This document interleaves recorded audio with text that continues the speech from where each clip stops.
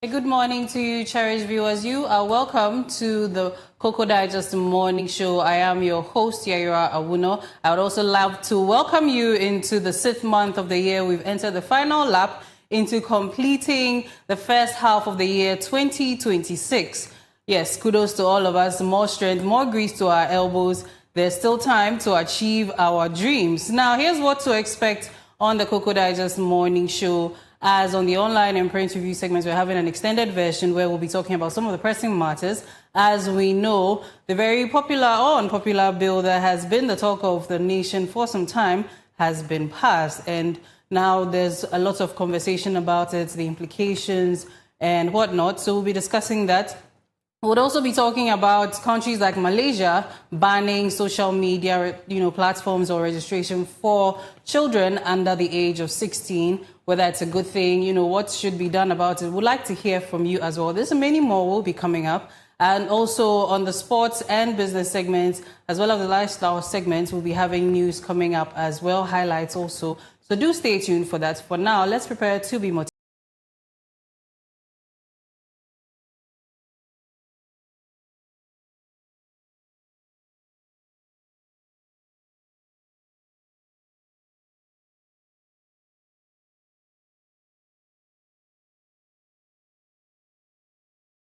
So as the 6th month of the year has begun, the quote for today is by Norman Vaughan, and he says, "Dream big and dare to fail. Dream big and dare to fail." Now, this quote is just to encourage people to aim beyond their comfort zones instead of limiting themselves out of fear.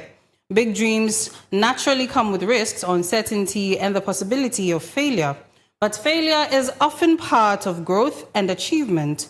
Norman Vaughan's message is that success rarely comes from playing it safe all the time, but rather when you dare to try something meaningful, even if you fail, you gain experience, courage, wisdom, and resilience. The real loss is not in failing, it is never trying at all. Now, in this month of June and this new season of our lives, this quote is reminding us to pursue our ambitions boldly and not let fear decide our future. So yes, half of the year is almost ending, and this quote is just telling us that let us, dream big and dare to fail.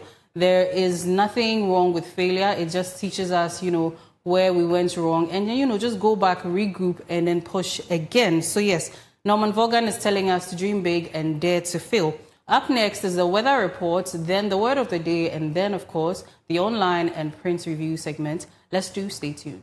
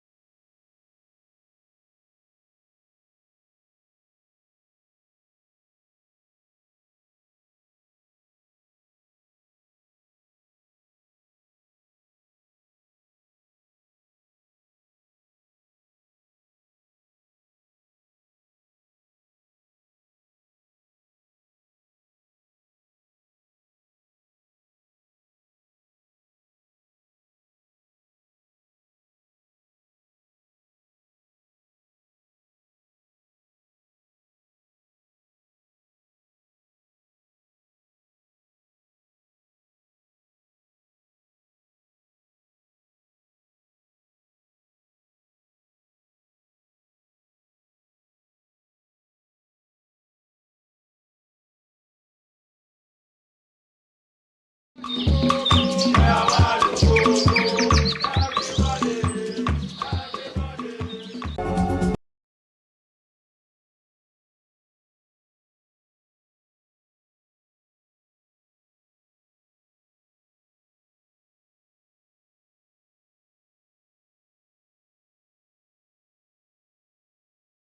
back to the Koko Digest Morning Show. And if you're just tuning in, it's time for us to take the weather report. And this will be brought to us by Peter Nsia. Peter, good morning. Good morning, everyone. I hope you're well. Happy and grateful. Divine selection. Yes, it's a new month. And I hear June, July is like peak rainy season. So what should we expect when it comes to the weather? As usual, today, some parts of the country is supposed to expect some, rains this morning and this afternoon as well. But most parts of the country too, it's going to be mostly cloudy, and so it looks as though we are on break. It's been 2 days; we've not seen any rains here in the Greater Accra. I don't know of the other regions as well, but here in Accra, it's been some form of break for us. Yeah. And God knows we need it. Exactly. Yes, so thank you. It's time for the weather report, as she stated. It should be on your screen by now. And this is from the Ghana Meteorological Agency. And today, GMET says that across the country from Aflao, Accra, this morning, it's going to be partly cloudy. This one is going to be partly cloudy. But the people of Kasua, this early morning, they experience mist condition as usual. And whenever it's misty, GMET advises that drivers make good use of their headlights and also reduce their speeding as well. But for the people of Cape Coast, Takrady, Axim, this morning, GMET says there's a 30% chance of rain in these areas. Excuse me, wait. And then for the people of Ho, Koforidua, Akimodan, Kumasi, Obuasi, Takwa, Sefibekwai, it's misty as well, and that's 40%. It's misty as well from the early mornings through to, somewhere around 8, 9:30 thereabout when the weather begins to clear. And then for the people of Ketikrachi, GMET says it's going to be mostly cloudy this morning, and Kintampo as well. Gosu Sunyan Techima remains misty. For the northern part of Ghana, it's going to be partly cloudy, and so the people within that sector should take note. And as the day progresses into the afternoon, the people of Aflao, Accra, Kaswa, Cape Coast, Takrady, Axim, Koforidua through to Akimodan, GMET says there's 40% chance of rain. It might be accompanied by some tender or wind. And so the people within these areas should take note as well. But the people of Kumasi and Obuasi, it is going to be sunny. They're going to experience sunny intervals where the weather will be cloudy and then you experience some sun as well. The people of Takwa and Sefibekwai, Ketikraji as well, should expect some rains this afternoon. There's 40% chance of rain. Kintampo, Goso, Sunyane, Techiman, and Yendi, it is going to be sunny this afternoon as well. Bole and Damango and Wa, GMET says you should expect 40% chance of rain. Bolgatanga and Neleribu remains sunny this afternoon. And as we enter into the evening, the people of Aflao, Accra, Kaswa, Cape Coast, Axim, Ho and its environs, it is going to be mostly cloudy. The people of Akimodan, Kumasi, Obuasi, Takwa, Sefibekwai, go also through to Techiman, Yendi. GMET says there's 60 to 40% chance of rain this afternoon. And so the people within these areas should take note as well. The people of Wa, there's 60% chance of rain as well. And Damango, Boligatanga, it's going to be partly cloudy. And so let me stress on for the people of Accra. For Accra this morning, GMET says it's partly cloudy. And then in the afternoon, GMET says there's a 40% chance of rain. And then in the evening, it's going to be mostly cloudy. And so if you are now leaving your home, you can get some umbrella with you. Maybe whilst at work, you would want to go out to get some food or something. You should get an umbrella with you because GMET says there's 40% chance of rain. And today the state of the sea is rough as well. So basically that is what I have for our viewers from GMET today. All right. Thank you so much. So yes, let's take note and do the needful. Now let's take the word for today. The word for today is lucid. The word for today is lucid. And lucid simply means clear, easy to understand, or mentally sharp. So lucid is an adjective, and we also have a few words that are very similar in meaning to the word lucid. And based on context, you can use these words. So we have clear, we have understandable, we have coherent, and intelligible. Then the words that are opposite in meaning to the word lucid, that's if it's not lucid, then it is confusing, it is vague, or unclear. Now, another way we can remember the word lucid is when we are thinking of, lucid dreaming. So dreams that feel very clear and real. Lucid tends to also mean clarity. So yes, this is the word for today. Let's incorporate it into our vocabulary. Let's show people that we watch the Koko Digest, the morning show. Peter, do you have any bars for us?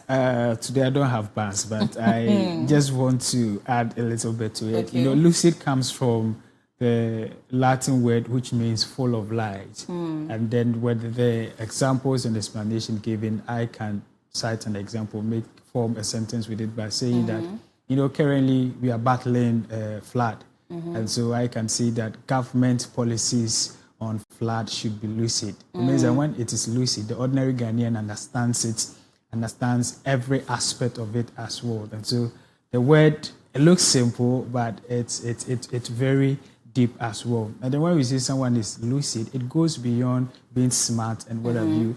It always linked to like dreamers. Even in your dream, you're able to see things clear, like a room full of light and what have you. And so the word is deep, and I'm sure that it will be an add-up to our vocabularies. Yes, so we'll hear Peter using lucid in his submissions today. So yes, moving into the newspaper review quickly, you have your newspaper, your digitized newspaper. So let's get into that quickly, and then we discuss some of the trending issues.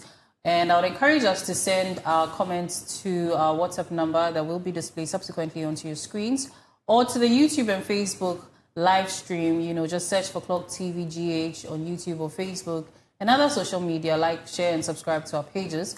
Join in the live stream on Facebook and on YouTube. When the phone lines are also opened, I will alert you so you can call and weigh in on the pressing issues we'll discuss. Yes, Peter. Right. Yeah. So today I have with me the daily graphic, Truth and Accuracy Every Day. And on the front page of the daily graphic, the big story is Reset Agenda wins investor confidence. £215 million UK deal signed. And so the President John Dramani Mahama told investors at the Ghana-UK Investment Summit in London that Ghana's economic reset agenda is restoring confidence in the economy. As a result, investment agreements worth £215 million were signed between Ghanaian and British businesses. The deals are expected to support sectors such as manufacturing, infrastructure, energy, technology, and trade. And so that is it. And we also have Auditor General goes after 580 million Ghana cedis losses in African Games contracts. And last, I was talking about it, that we all should get a copy of the report and see what actually transpired during these All African Games. And the Auditor General, the Auditor General's audit of the 2023 African Games uncovered financial irregularities exceeding 580 million Ghana cedis. The report cites alleged overpricing of contracts, questionable procurement practices, overpayment, undelivered equipment, and accounting lapses. The Auditor General has recommended recovery of some of the funds and further action against officials linked to the expenditure. And that's why I am of the view that the value for money office should be set up expeditiously to ensure that some of these things do not happen. And then when you read further the report, there are so many alarming issues that are happening, and I'm very confident that after the report, everything, there should be some sort of punishment for the perpetrator involved so that it can serve as a deterrent to others. Many a times we just hear of these issues, they just come to inform the public, and we don't hear of anything again. Yeah. And most people are of the view that people actually know the law. You have to know the law to actually break the law. And so they stretch the law to the extent that it takes years before these people are able to face the consequences or dance to the tune of their mistakes. Also, we have, still on the front page, we have Hate Goldfields unveils $20 million development plan for Bogoso, Prestia. And most of the time when we talk about, mining areas, we talk about lack of infrastructure, lack of education, basic amenities over there. And so this time around, communities around the Bogoso, Prestia mining enclave in the western region, they are going to enjoy some initiatives which includes education, healthcare, infrastructure, skill training, and job creation. And the planned project reportedly include nursing training college, vocational training facilities, schools, clinics, and community infrastructure. And we also have government awaits flight permit to evacuate more Ghanaians from South Africa. And this has been a topical issue currently in Ghana. And to just add up to this, government have been able to procure 120 jobs for the evacuees, those who came to Ghana. And government has also, through the Foreign Affairs Ministry, is also encouraging entrepreneurs and business owners to actually, employ these people, and that there's some package for them. And I'm sure we'll go into that as well. And then, basically, that is all on the front page.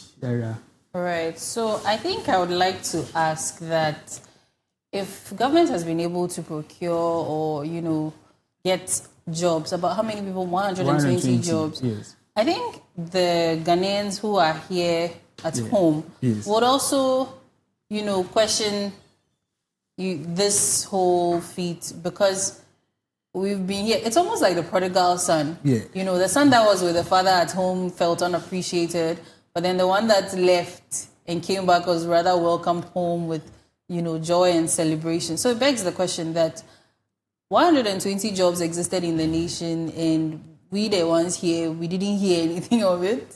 What happened? When this news came, some of my colleagues shared the same sentiment, and I was like, in situations like this, if you don't express yourself, well, it will be that you are kicking against, some of these things. But then that is the truth, because we've been in this, country for a very long time, and the unemployment rate is very high. And people will tell you that they've been at home for 5 years, and every blessed month, every blessed day, they walk around with their CVs and they're not getting jobs. But I think that entrepreneurs and businesses are taking advantage because of the incentive that comes with it. Because the Ministry of Foreign Affairs says that if you're a business owner or an entrepreneur and you want to, employ some of these people, you have to reach out to them for some of. I'm sure there's a package that comes with it, and people would like to take advantage of some of these things. Some of us will also say we were part of the ones that were evacuated. Yes, Bevelyn is also here with us, and she has a few submissions to give us. Let's hear you, Bevelyn. Honestly, when the part where Peter was saying that people are going to get angry, it's just human nature, and I just feel like definitely it's going to create resentment, because you've been in this country where we've seen even the persons with disability. They say we shouldn't call them. Persons with disabilities. We even saw them, going to protest and all of that. That should tell you how serious the issues are. Let's even take it back to the recruitment of the security personnel.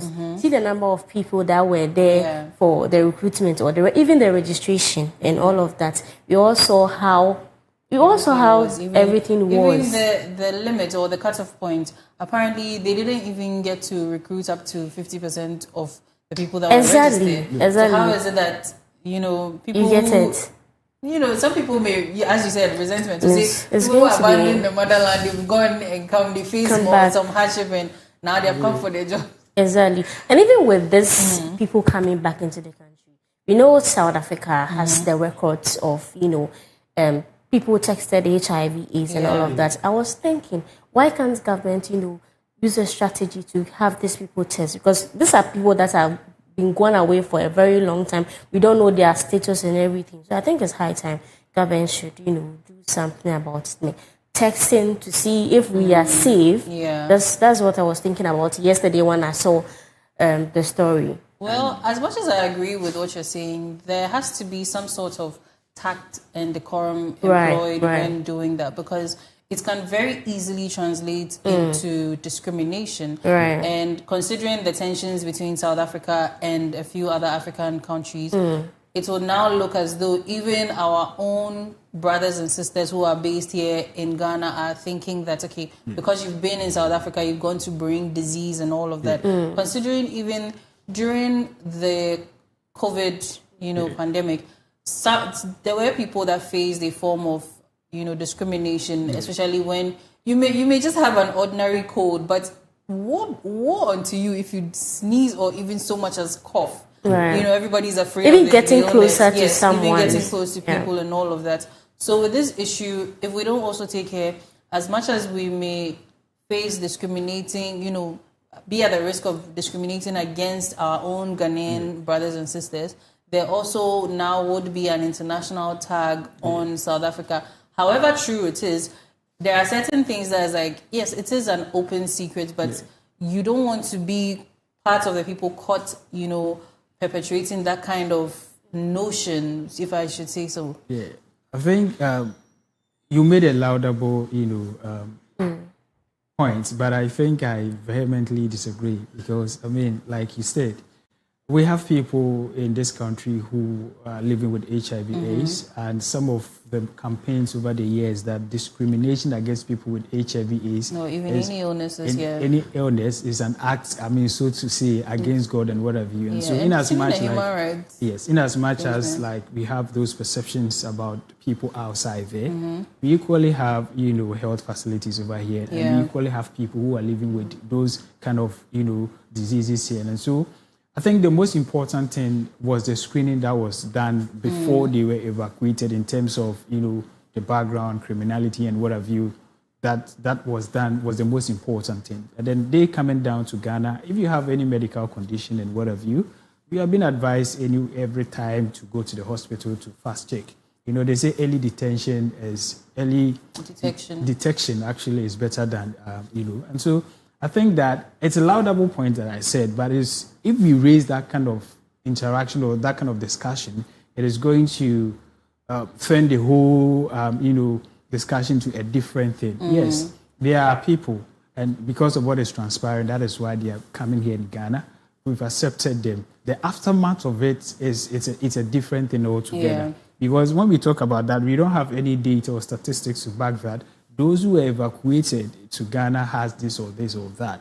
And I don't think it will be something that will be discussed in the public domain. Even if that exercise was done for privacy's sake and human rights purposes, I don't think the ministry would disclose it to the general public. They will just give them an advice to ensure that they take on the necessary medical, activities. Like I was just asking, was there anything like that, I'm sure protect also? Because we've heard about this thing where South Africans have this number of things. I don't remember the statistics, but that is what we have heard. And if there's something like that, these people are coming from there. I'm not discriminating the fact that there are people and then they need to come and be with us because of the, there's xenophobic attack and all of that. Somebody will argue that people go in there, in and out. People, but I think, and you see, the whole thing is that it's not everybody. There are people living with sicknesses that they are not even aware of. But I think in general, they do undergo certain kinds of screening when you are entering into one nation or the other, because there are certain illnesses or certain conditions that are limited, that are geographically sort of confined. And so you realize that, I think, even going back to, let's say, colonial times, when these Westerners came or imperialists came, at a point, Africa was named the white man's grave because the malaria was finishing them, because we are in the tropics. But you go maybe to the more temperate zones, they may not necessarily have our kind of malaria. So obviously you would have to do some checks. And this also helps to make sure that in case you may have malaria incubating in your body, when you get there one way or the other and now the malaria is full blown, you may have access to some of these medications and all that. So what you're saying, as much as it is true, yes, there may need to be some sort of privacy issues, because we know of monkeypox spreading here and there. We know of Ebola. There was even the hantavirus issue. That came So up. by all means, I think that there will be some form of screening here and there for the people before you come into the nation, because obviously we don't know what you may be bringing knowingly or unknowingly. Right. So Now, I'd like to have my last. And so as we are talking, so the ministry is encouraging Ghanaian business owners, like I stated, willing to employ the evacuees. What about the people here in the country? To contact the ministry's delivery unit headed by Ambassador Alexander Grant in Tracker. The job placement initiative forms part of a broader government effort to support the returnees as they rebuild their lives after being repatriated from South Africa. You know, I don't agree with that. I think, if anything, South African companies here in the country should employ the Ghanaians that have been evacuated here, repatriated back to the country because of what their people are doing, so that it's more of, we sympathize with you. It makes more sense, because why are you now calling on businesses, Ghanaian businesses here, encouraging them to employ, these people, not necessarily because they are not Ghanaians or anything, but there are Ghanaians that are here in need of jobs. We never heard of anything like that. But the whole thing too is that when you look at some of the interviews that was had with some of the evacuees, most of them had like skill works, with the nails and all of them. So which field or which industry are they going to work with? That was a question I asked myself, because these are people that, have, some of them had like degrees and all of that, their CVs and all of that. So are they going to fit in the corporate bill? That's one thing I also looked at. Your competitive advantage is what will decide whether you climb or you fall or drown. Right. So with that, like you said, some of them have entrepreneurial skills. They can set up businesses. Some of them could have also, corporate skills. So they could enter into the market. But it shouldn't be as though now all the attention, all the employment opportunities are going to be given to them when we also have... It means there's going to be serious issues here. Yes, Ghanaians will also probably revolt against them. I mean, let's... Or maybe we are going to be expecting another, protest in some few weeks to come. I mean, like you say, to earn a job, it all boils down to your qualification and whatever. And people are of the view that once you search, you will get. And so those of us searching, let us keep on searching. And then, like you were asking about the kind of jobs that, I mean, most of them have, skills, like you say. And the job market is just there. And currently, the way things are going, you don't just say that. You don't just say, because I have a profession in this, I read this, so this is where I want to go. But in 40 years. So people are adapting. They are learning on jobs and what have you. And so, I mean, we are being human. And we want to adopt them, reintegrate them. And so we are giving them jobs. Yes, it just shouldn't be to the detriment of the people who are already here. Yes, as much as the prodigal son story tells us, it gives us one moral lesson, there are other thematic, lines in there that we should look at. Because the elder son, who was at home with the father doing everything right, would also feel some amount of pain. And when you think about it, he is justified in his feeling. Just like Ghanaians who are based here, who did not go anywhere, did not do anything to go to another country, but rather decided to stay here to try and find jobs to work. So if we are calling for reintegration, employment for them, let's also try and call for employment for the ones here. Yeah, in as much as they went out there to work, to just make their lives, good and the family out. There's something we call remittances.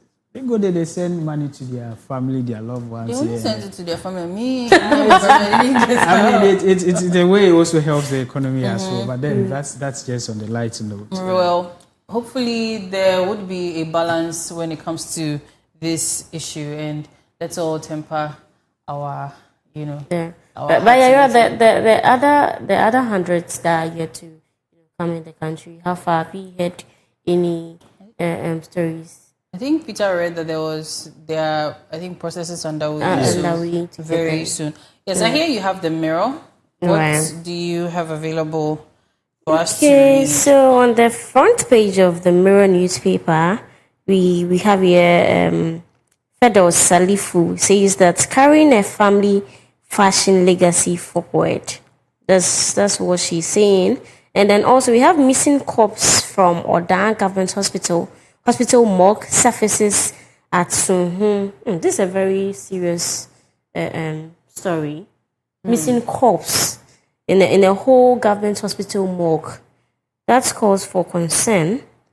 That calls for a serious concern because how security like there and then a whole morgue. What's the reason why a corpse will get missing just like that? And also we have here 3 arraigned over $700,000 US dollars SIM box fraud at Sakumono. Interesting story. And then we also have here, can I opt for surrogacy in Ghana?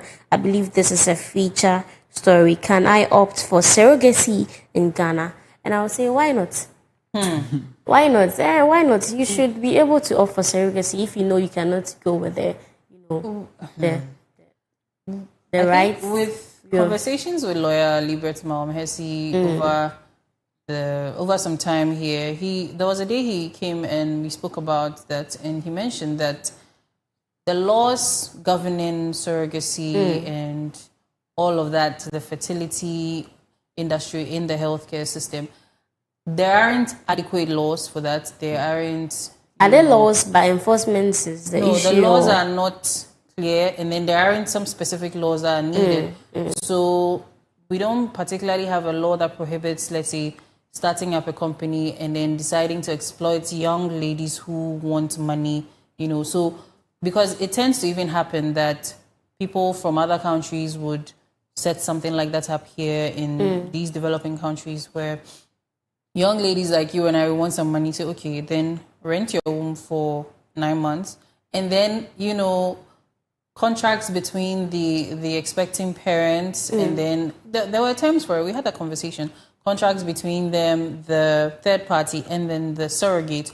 All of those things. How to be able to actually hold them accountable. Make sure that these contracts are binding and they would be adhered to. So there aren't enough laws about that. He was campaigning for that as well. And then it even may or may not be an exploitation of certain female reproductive rights if we are not careful. So surrogacy is a bit testy. If you are lucky to have honest people, sure. But if it is an exploitative venture, you may even lose your life. And like the law thing. So what happens if you lose your life as a surrogate? All of that. What happens to your family? Are they going to get compensation? All these things are not exactly they are not established anywhere for anybody to fall on and and venture into these things. So it's mostly sort of my word, take my word for it, which does not help anybody in the long run. Now, before we continue, we're in the month of June. Peter wanted to say something. Yes, but so before he comes in, I want to draw our attention to something. So we're in the month of June. June has just begun, and June is, has a few awareness. It's an awareness month. So yes, last month, that was May, was Mental Health Awareness Month. That was the major one. This month is Men's Health Month. So this goes out to our dear men out there. You have a whole month to, have conversations about your health, from your physical health, your mental health, your emotional health, everything. So, I would like to encourage brothers to create spaces for each other to be able to have conversations around your health, not bring it up when, people are, other people, the women are talking about this. But this is a chance for you to also come up and not, stigmatize your brothers and say, "Bemen soon," and all of those things. We know that men are going through a lot and they deserve a space to share their feelings and be vulnerable with one another. Then we also have, now let me come to, we have something called Alzheimer's and Brain Awareness Month. So yes, this also could fall under the mental health awareness. Yes, we did have some conversations about that when it came to the elderly mental health as well.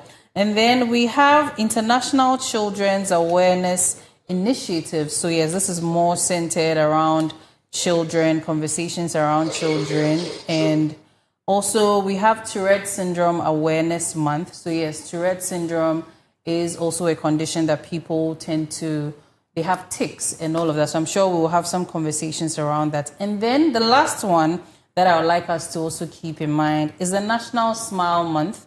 And this is for dental and oral health campaigns, promoting oral health and hygiene.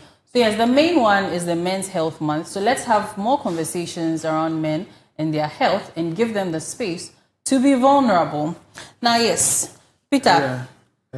So men's health, I hope we'll hear something from you. Exactly. And I like the fact that you've acknowledged that men go through a whole lot. So if you go through a whole lot, why don't you talk about it? A lot of men. She explained it as well that, we are in a society where we say for a man cannot express his or her feelings. Always a man needs to be strong for the woman. Started that? That has been a tradition. And even, so let's start breaking it. Even in marriage, we are told that before you go into marriage, the elders will tell the wife that the husband is the pillar in everything you have to go through. And then when the man becomes vulnerable and wants to voice out, it's like you're a weak person.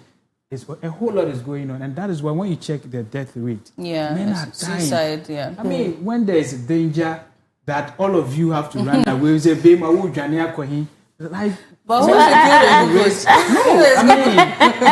men are also human beings. Yes, that's true. A whole lot. And so it's very important but I think it's to men. Yes. And I think it's high time we change the narrative. Exactly. Society has, for a long time imposed, certain ideologies that no longer is of, it's of no value. Yeah. But this society that we're talking about, most of the time is the men.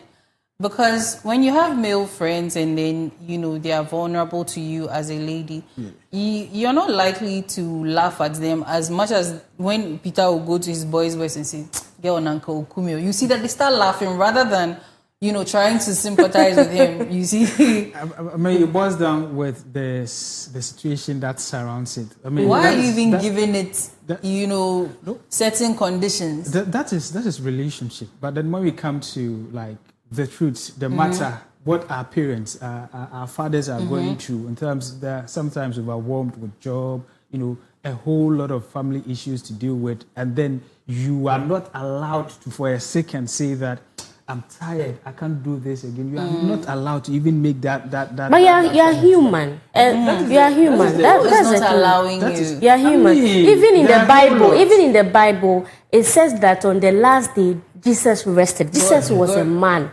Please. God rested on the seventh day. Pastor, please forgive me. God rested on the 7th day. God himself being a man rested. So who are you as a man, Peter, not to say that you are not tired? Our viewers are watching and they will attest to this. We see the things, but we don't practice the things that we see. We sit here and men are vulnerable, but in reality, that isn't what is happening. Until you change that narrative, nobody is going to come anywhere to do it. And so you can tell your story better. Okay, if a woman is going through some psychological issues or depression and everything, we come out to say it because we can tell our story better. No, you have to create that kind of space for yourself. From families. You have to create it for yourself, Peter. You have to do that for yourself. We were here when we saw on social media when a lady was beating It was you and Clement. You said, "Oh, this is." You should have said something, but you didn't do it. So it starts from you. So you're advocating this very month. Let's take it upon ourselves and listen to the boy child, listen to the men, especially beginning from the boy child. We have given so much attention to the girl child and empowering the girl child. Let's calm down. We've left. No, Peter, I'm not trying to make contradictions. It is the men that are not standing up for themselves and the boy child. And so we've left the boy child alone. So say we the men, qualify it, because with the women, they empower the children in general. But you see that the men don't create these spaces. Their own is to go and chill. Even among like the nuclear family, when parents give birth to a male and a female, they tend to give attention to the female because they say the female is more vulnerable. You understand? In terms of, a whole lot takes place, and they tend to give attention to the female, leaving the boy child. And my question is that when you empower the girl child, leaving the boy child behind to the extent that the girl child has become so powerful, what about the boy child you've left? We are all in the so have you also, this is like a gender something you're talking about.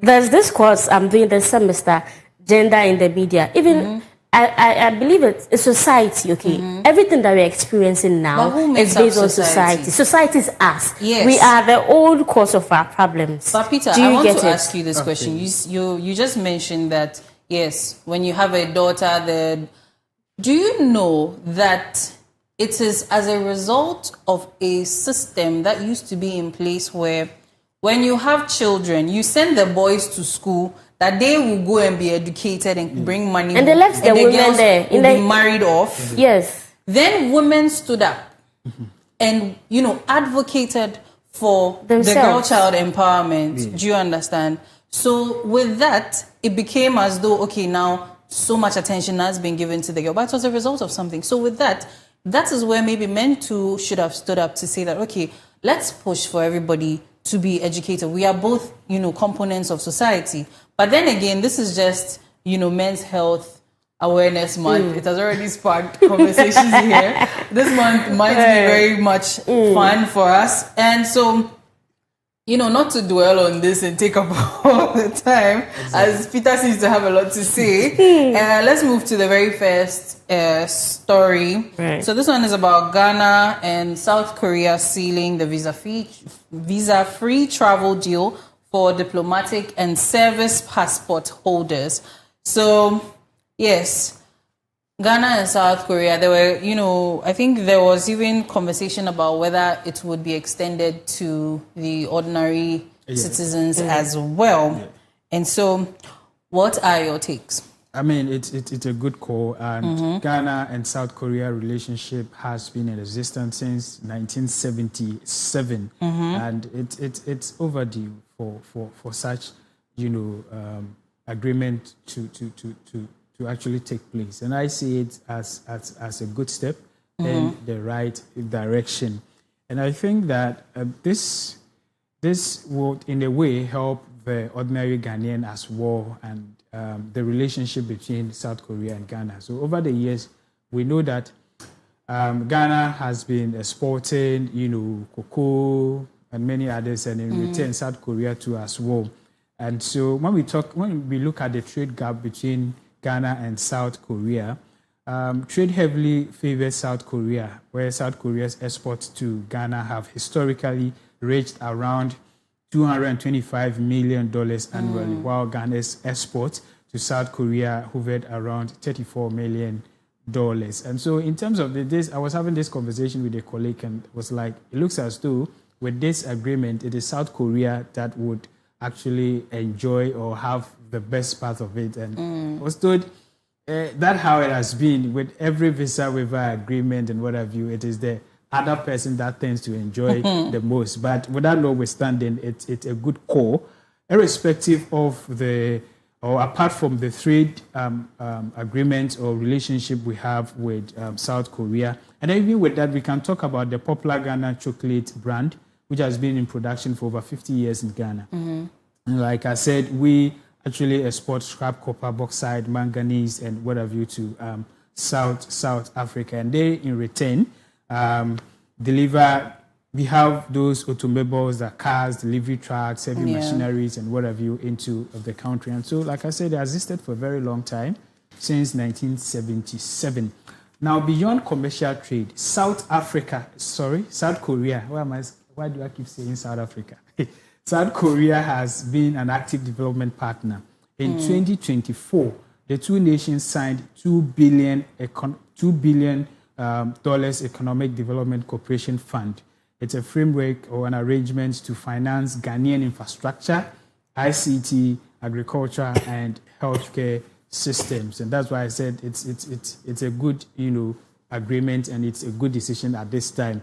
And then we pray that arrangements should be made so that the ordinary Ghanaian as well can benefit from this visa waiver. And so, in a nutshell, I would say it's a good step in the right direction. And then we congratulate the government and then the foreign ministry for such a bold step. All right. So I'm going to ask a bit of a political question, right. In terms of our dealings with the Eastern and the Western countries. Yes. So could, Ghana and Korea's ties getting more strengthened, over I think about 50 years now, could it, reduce our dependence on the Western relationships we have with the Western countries? Because, these two blocks are not necessarily, they don't have the same ideologies and values. Yeah. So you realize that there are countries that are termed as, supporting more leaning more towards the Eastern bloc. And then there are countries that are also leaning towards the Western bloc. And these relationships or partnerships have translated in our governments and even had certain effects over the years from independence even up till now. So that's why I'm asking that now that we are hearing a lot more Ghana and China, Ghana and Korea, Ghana, Japan, all of that, do you think it will have any impact on our relations with the UK, US, Canada, and the likes? Definitely in a way, but I can actually say that, Ghana, we don't depend on only one source of help. And for this visa waiver agreement and what have you, it's just to make Ghana an investment hub where different countries will come in, invest, and in return help to create jobs and boost our economy and what have you. And so in a way, but like I said, we don't depend on one. And even with this currently with the visa waiver agreement, the about 54 African countries free. It's just to make Ghana a business hub, an investment place that we need help. Yeah. we are positioning ourselves, or we are using the fact that we have to help each other, and I think it's a good thing for us to help one another if we need help. And with Nkrumah at the time, we were part of the non-aligned movement. Yeah. So during the Cold War, I think, we were neither for the East or the West. We were just having good relations where necessary. So, but then if we don't take care to sometimes when one bloc sees the other as a threat when it comes to interest, like using us three here, we are friends or we are colleagues and whatnot. Maybe I'm starting to see that a relationship with Beverlyn, I don't like it. Whatever benefits you may be deriving from me, I may want to use that as a means to control the depths to which your relationship with Beverlyn could go. That's why I'm asking, because we have these things happening where there could be a trade war between two countries we are friends with. Then we are stuck in the middle and you can't really say anything. So you see some of these things, it's like the right hand washes the left, and the left in return. And so in as much as these visa waiver agreement, they are in turn benefiting from Ghana. And so it is like hand go, hand come. And so I don't think it is going to bring that kind of enmity or something like you stated. So each country has what it actually gets from Ghana in terms of these agreements. And I don't think that two countries will come together or agree on something without any mutual benefit. And so you look at some of the things that you gain, you agree. And like I said, they bring in these heavy, technological, these machines and whatever, and we in turn, export cocoa and manganese and what have you. And then a little bit whispered to me that this discovered some lithium, something. There's something that Ghana has really discovered, and then Please, they should leave that here because even the gold, we are not seeing the head and tail of that. So the crude oil too. Some people say it's part of the reasons why, because for over the years since 77, why now? So the question why now means it goes beyond what we are seeing. But then we hope to see something better that will be of benefit to the ordinary Ghanaian, and we know that our government and our foreign ministry, they are all competent enough that they will take decisions that would benefit the ordinary Ghanaian as well. Well, I think one of the main things I would hope for us to receive from these relations with these industrialized countries, especially these countries like China, Japan, Korea, we know that when it comes to industrialization and technology, they are miles ahead. So I think that these relations should translate to that for us too, where at least they are pulling us along, bringing us, closer to reaching that kind of actualization, so that it's not just, okay, we are a hub for raw materials, you come and take and then you leave, educate one or two people, and then we are still at the raw material. Because I think recently I saw a story where His Excellency was talking about the fact that we produce raw materials and we're always giving to them. So it's like we tend to give like a major part of our materials to them. They process it and then they get like the higher profit. Do you get it? So when is it going to get to a time? Yes, we know we're in the times of industrialization and all of that, and globalization. But when will it get to us where to get a time where Ghana would, be processing like their own stuff? And that's the gap. There is a conspiracy theory that most of these countries that come to invest in Africa for the raw materials want to keep Africa in that position, because when we get to the point of industrialization, we are also producing finished product. Now, you bring finished product, I bring finished product, the next person brings finished product. Now, on the market, the question now becomes the quality.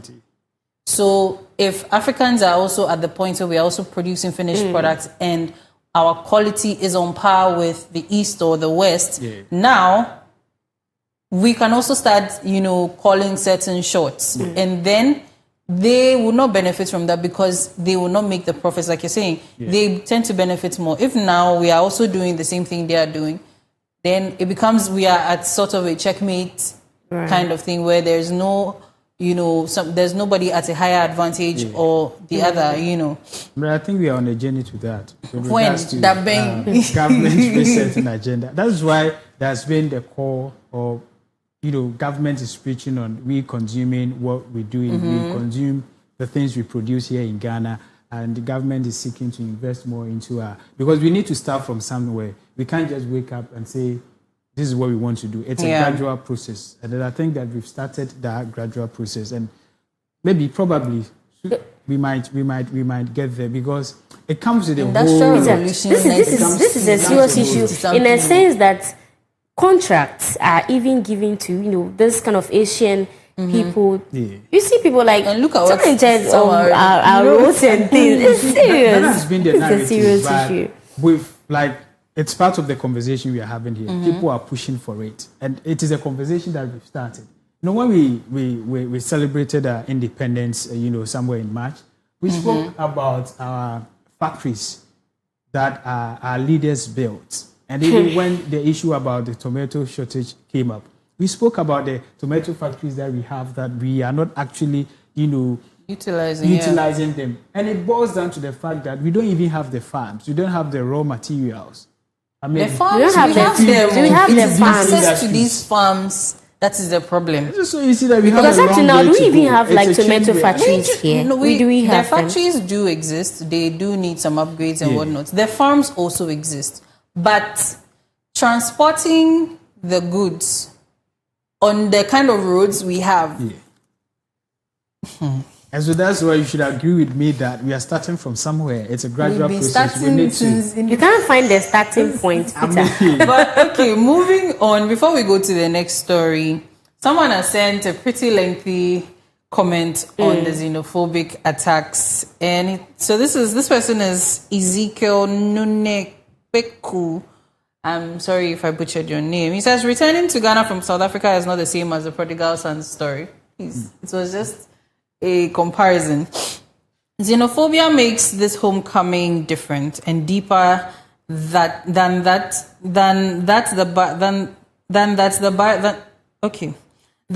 Bible story in many ways. They did not waste Ghana's wealth.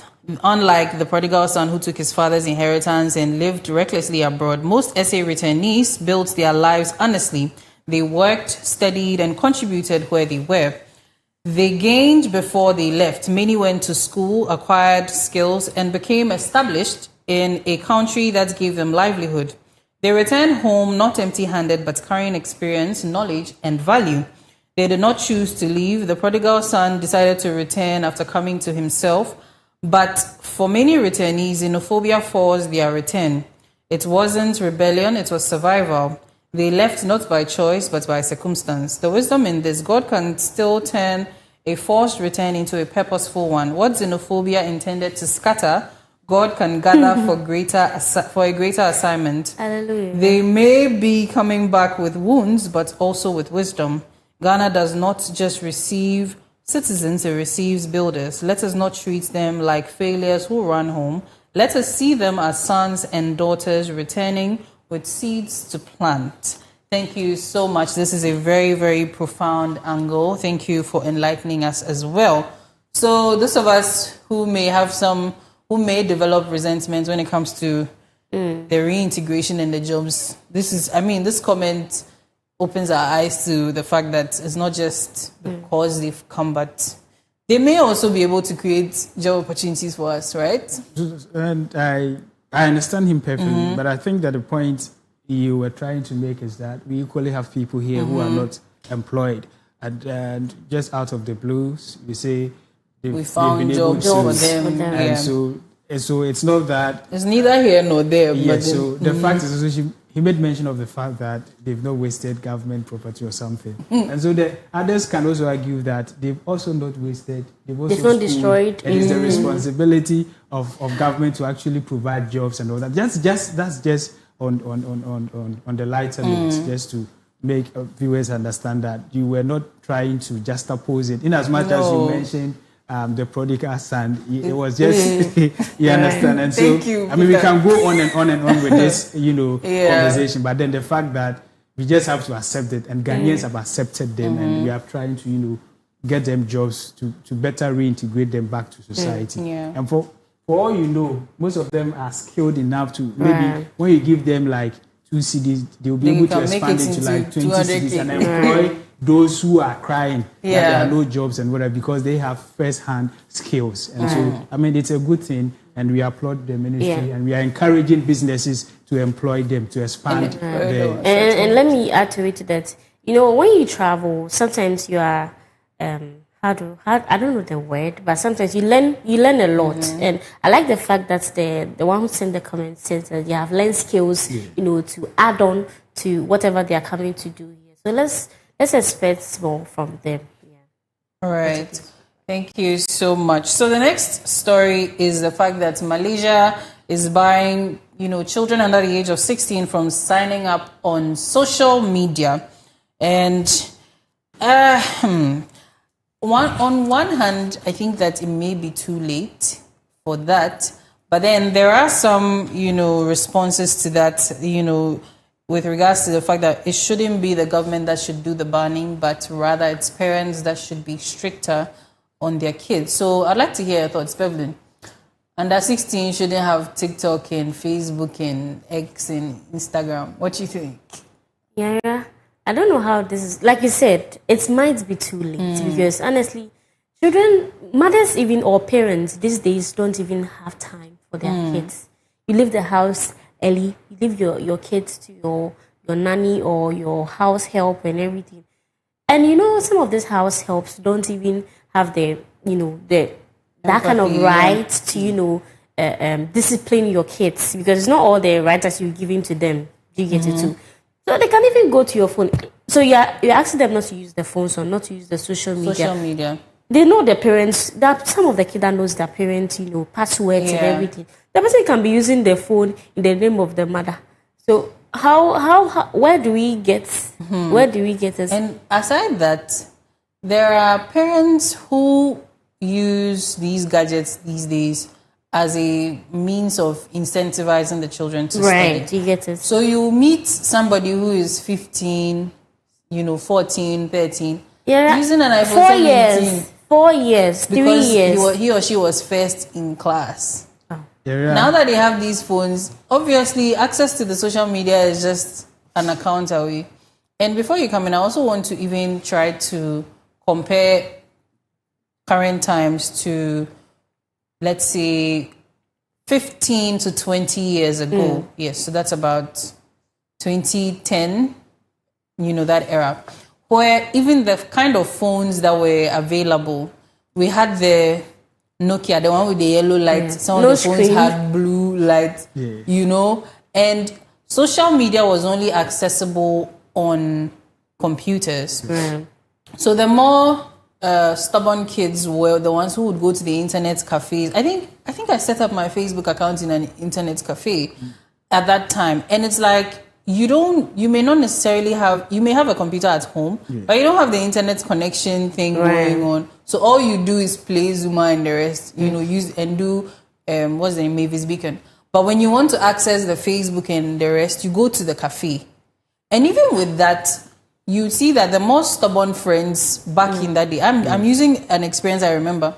You see that at that age of 12, 13, 14, some of the stubborn friends who access, the more unsavory websites, there will just come a pop-up. They'll tell you, are you 18? And they just click yes. And there is nothing to really verify that, okay, this person is actually 18. And that was even at that time. Now, everybody is holding a gadget that can easily access the internet. And so what exactly can we say that, okay, we've put in place that somebody below the age of 16 wouldn't know that, okay, this is a way to check that this is truly their age? Right. That's the question I also want to ask. Right. So I'll come back to you by asking, you said you set up your account way back Facebook, and then I'll come to you and ask you the questions that you were asked before you were able to open the account. And I think that this is never late.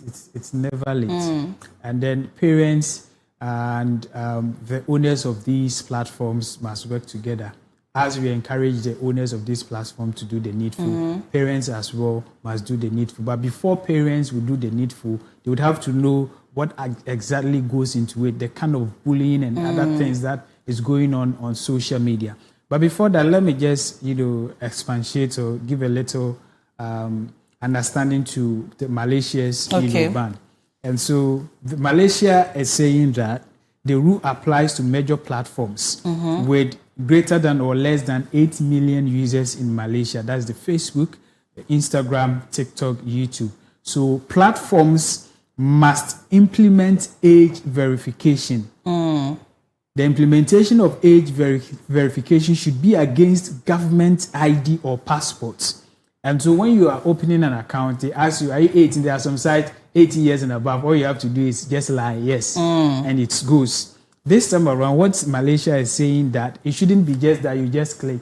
It should be checked against government IDs and passports. Then I'll come to Ghana.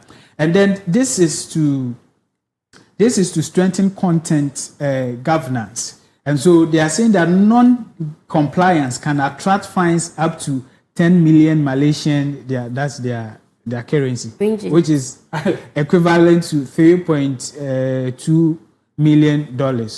You understand? And so now, when you look at the statistics, the data globally, children face serious online risk, cyberbullying, grooming, sextortion, exposure to harmful content, and data privacy violation. UNICEF report 1 in 5 girls and 1 in 13 boys globally experience sexual abuse or exploitation via electronic media before age 18. And then for Malaysia, it is age 16.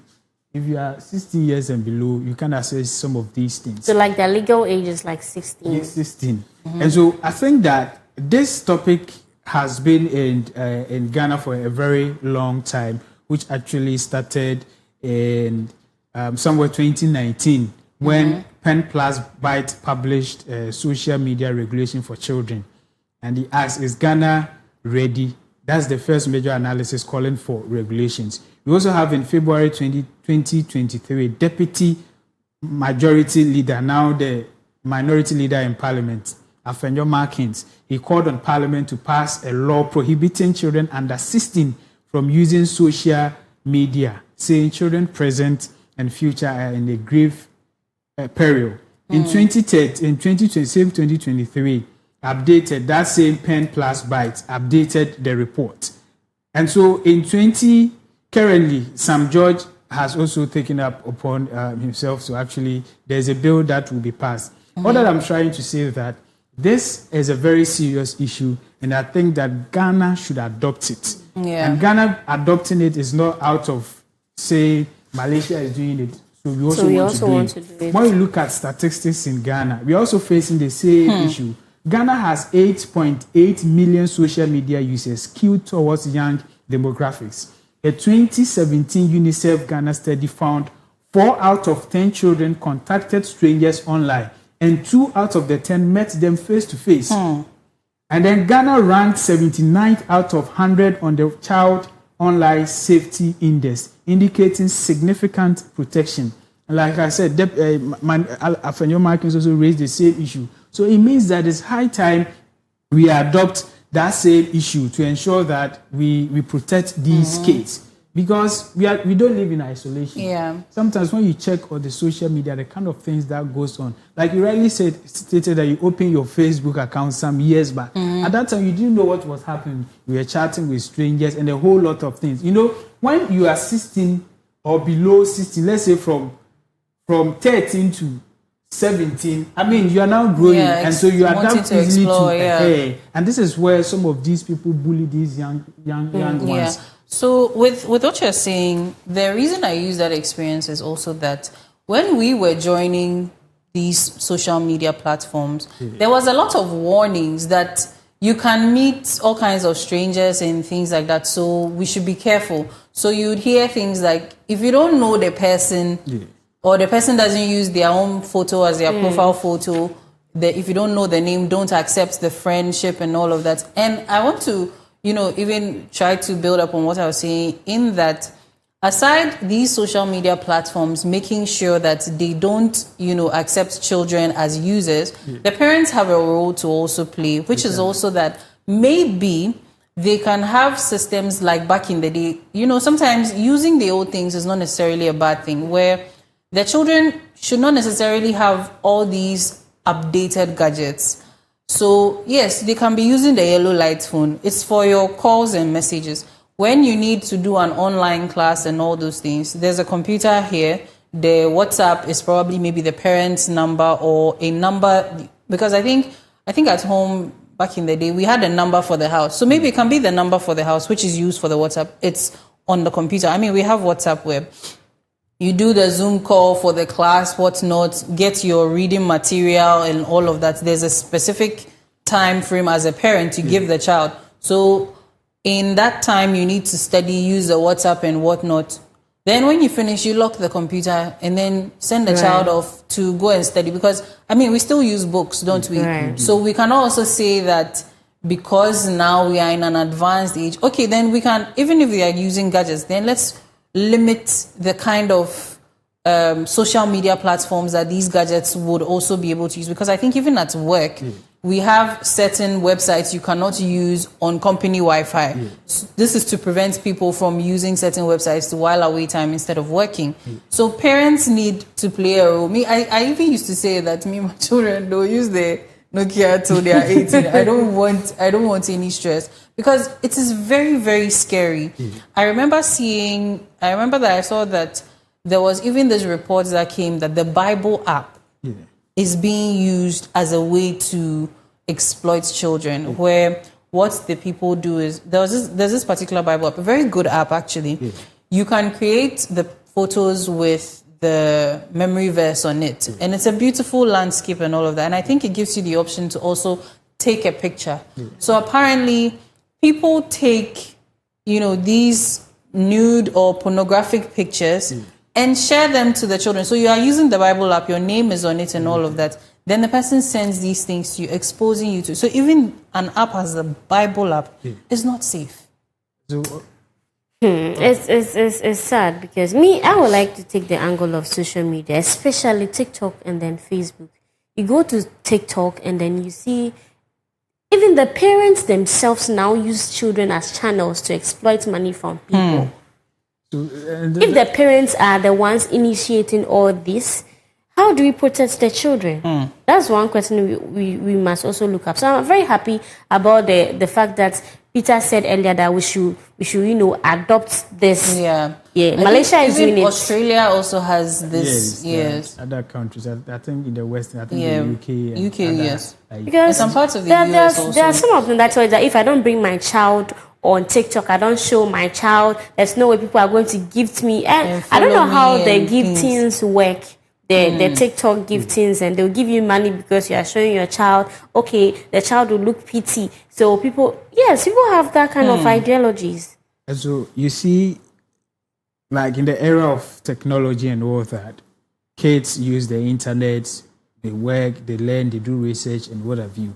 And so it's very important that we note that this is just limited to social media where other stuffs go on. I remember some time ago, there was a conversation about some elderly people doing some uncalled for, like things that are disgraceful on the internet, TikTok, saying a whole lot of things, and that they do not know that kids are on the app or all that. And so in order to do away with all these conversations, we have restrictions before you open an account. And this is where we admonish parents. It's for your own good and the kids.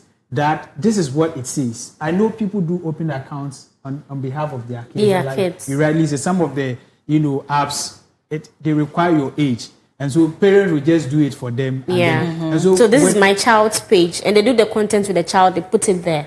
So that's where you see the cyberbullying and all of that there. And kids they are young for this, and so I think that.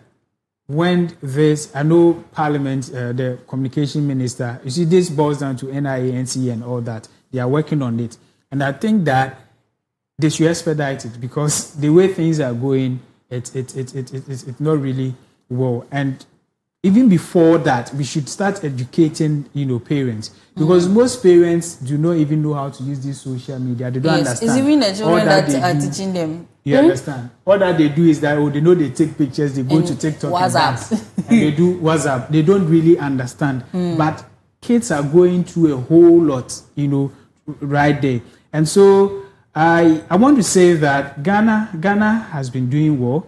Ghana has done a whole lot in respect of this fight. And then Ghana was the first country in the world to ratify the UN Convention on the Rights of the Child in 1990. That is a strong moral and legal foundation for child protection online. Right. But then I can generally say that, our laws currently, like the Cyber Security Act 2020, Act 1038, Section 62 and 67, it criminalizes grooming, child sexual abuse material, cyber stalking, sextortion, and what have you. The penalty is 5 to 20 years.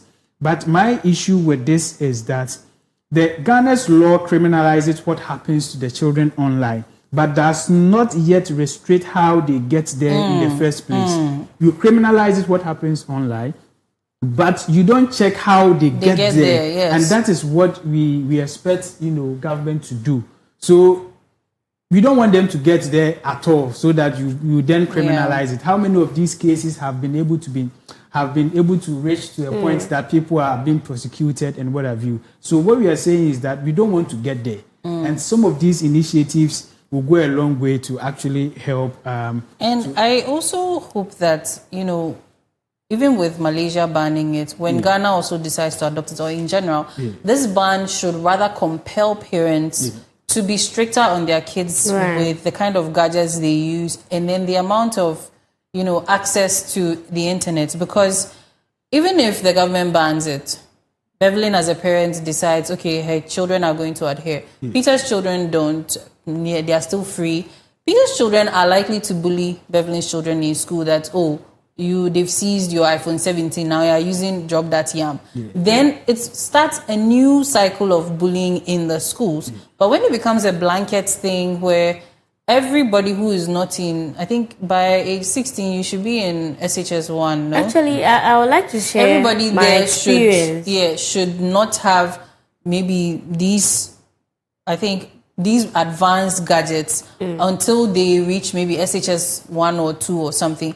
Then you see that it equalizes the kids. Nobody now has any unfair advantage that once we've moved from the cyberbullying, now we are even dealing with a new breed in the schools. Yeah, you're right. But this doesn't necessarily mean that kids are not supposed to use phones or gadgets. Currently, because of technological advancement, kids in primary school are using technology. Yes, that's what I'm saying, that they should limit the time. The restriction to certain internet, sites, like the social media, especially the social media. And then media. there are some sites, and so and that is why I like what NCA, the Ghana. What's the institution that register the Ghana cards? That kids, yes, they are registering, kids below.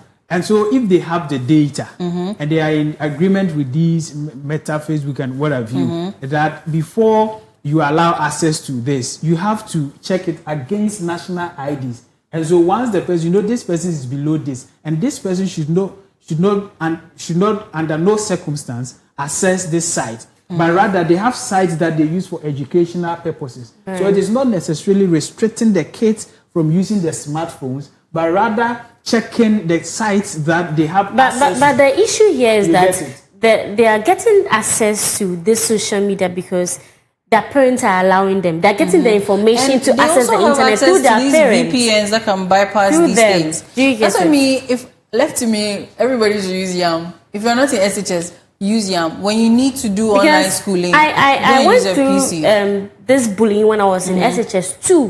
Why? Because my colleagues would come to class and do you know this thing trending on social media? And then I felt I was being bullied because back in the on India, don't you know what's happening? Like I get this kind of how do you call it? Comment, and it makes me feel bad. So I don't know what's up. I don't know what's happening. Like those kind of things, and it made me feel bad. But at a point, I learned to appreciate it because it's restricted me and it's protected me in a way. Do you get it? Yeah. That's why. How come I'm here today and I'm doing this? Yes. So do you get it? I feel like our parents has like a major role to play. Because tell me why you're entering or you're trying to locate a site and they're telling you to give your IG page and you are underage. So who's the one will you go for? Your father or your mother? Your parents. Or even your elder sister who has a mail. And these children, you see, the reason for the smartphone issue too is that these children, especially these days with the rise of certain systems that are coming up now, these children, now parents cannot take your phone and check that, okay, let me go. You're infringing on my privacy. They tell them that's privacy. And they lock their phones, they lock their parents out. So that is why the parents would have to come together with the authorities responsible. Parents cannot do much. And even if they can do what Peter, I feel like there should be as a parent. No, the parent. That's what. So you made mention of the fact that you'll be talking about their rights and that you've seized their phones. How long can you be with your kid for Peter, there should be a penalty on this as a parent if you don't adhere to the rules that it's been banned. Then you pay. You pay for the penalty. I'm not against the fact that parents are they should be the number central one point. Yes, because without parents, whatever thing you are putting in place cannot work. Because if parents are not there to supervise, but I'm saying that parents have a limit. Yeah. Because you can't be with your kid and so that is why the restrictions and checking their age against their IDs and Ghana having the central data of all these kids and what have you. I mean, it comes with that. But before you can punish the parent, you should have the data That will indicate that but even with this the data, person is look at the approaching systems. this. Every day they say we should come and re-register. So I think what Malaysia is adopting is that they are banning social media for kids. That is it. And they are saying that if you as a parent, you don't put these things to check, you are going to pay for it. Because, Peter, even let's use ourselves. We, the millennials, and maybe some of the Gen X, there are certain things our parents will tell us that, not in my house. When you move out, you can go and do it there. Maybe we may need to adopt those things. Yes, there were toxic aspects to such behaviors, but with things like this to protect our kids and stuff like that, we may need to be a little stricter these days. Because even, I'm coming back to the school thing, that even in schools, they are not as strict anymore. The discipline enforcement has gone down. There are still people who smuggle phones in their gari and things. Yes, and they are using smartphones. And as much as they are using smartphones in the schools, which is unprescribed, it goes against the rules and regulations, there is a tiny bit of positive, effect there, which is that what we saw with the guy brandishing the cutlass and the bullying and all of that. But at the end of the day, we cannot say that the parents cannot do much. You are the one responsible for this minor. Okay. Anything that happens to that person, it will, reflect on you, whether negatively or positively. Yeah. And this is your ward. You obviously want the best for that child, no? Yeah. So obviously, as parents, maybe we need to put our foot down again that, hey, that privacy thing, when you are old enough and you move out, you can do it. But here, this phone, I bought it for you. It is also my phone. I can take it. That's what they used to do to us. I remember, I think, in JHS, going to write beats, my parents seized my phone. That I will not learn. So, and that phone was not even, it didn't have access to internet. Oh, you had a phone during JJ's? Oh. I was only using it to listen to music. It was one of those phones. Right. They seized it that I should focus on my studies. I was so sad. I still went to study. But now, you do that and the child may not even go and write the exam because we've been so lenient and things. So maybe now parents need to, the way they say, mawininda or maso. There are children who even at dawn, they are still using their phone, knowing very well that the next morning they have school. So this is a very, I feel like it's a very big issue that needs to be looked at. And to even come to, I think I saw a video on TikTok, and these kids are obviously less than 18. Yeah. It's a boy and a girl. They say they're in a relationship, and they are doing romance things. Holding each other, kissing, fondling each other. And they've put that out there on social media. So aside the exploitation, the influence and the things they themselves will put out there of themselves, that will cause people, maybe some predator is watching, seeing that this boy, this girl, they are bad, would reach out to them. And then, because they have sort of posted something like that on themselves. They've already exposed themselves. Someone will think, okay, well, that means you're open to it. Yeah. And then move to the person in that way and harm them. So these are the dangers. And that's why we are saying that we don't want them to get there. And it will require that we have the laws to do that. We want to restrict it. Yeah. How do we then restrict them from getting there? And that should be the conversation ongoing. And then, like you said, we all have different perspectives into it. And I know our viewers watching also have different ideas when it comes to this. And I think that we should start now. We should start the education now, because what is happening currently is very bad. People are hiding behind these social media, doing a whole lot, exploiting others. Like you said, they put, because they are below, Ghana, the constitution says that and a child is someone below 18, right? And so when you check, kids below 18 years, they really do not know what they are up to. And so they see a trend, they also want to do. At the end of the day, when they grow up, they now then regret their decisions and what have you.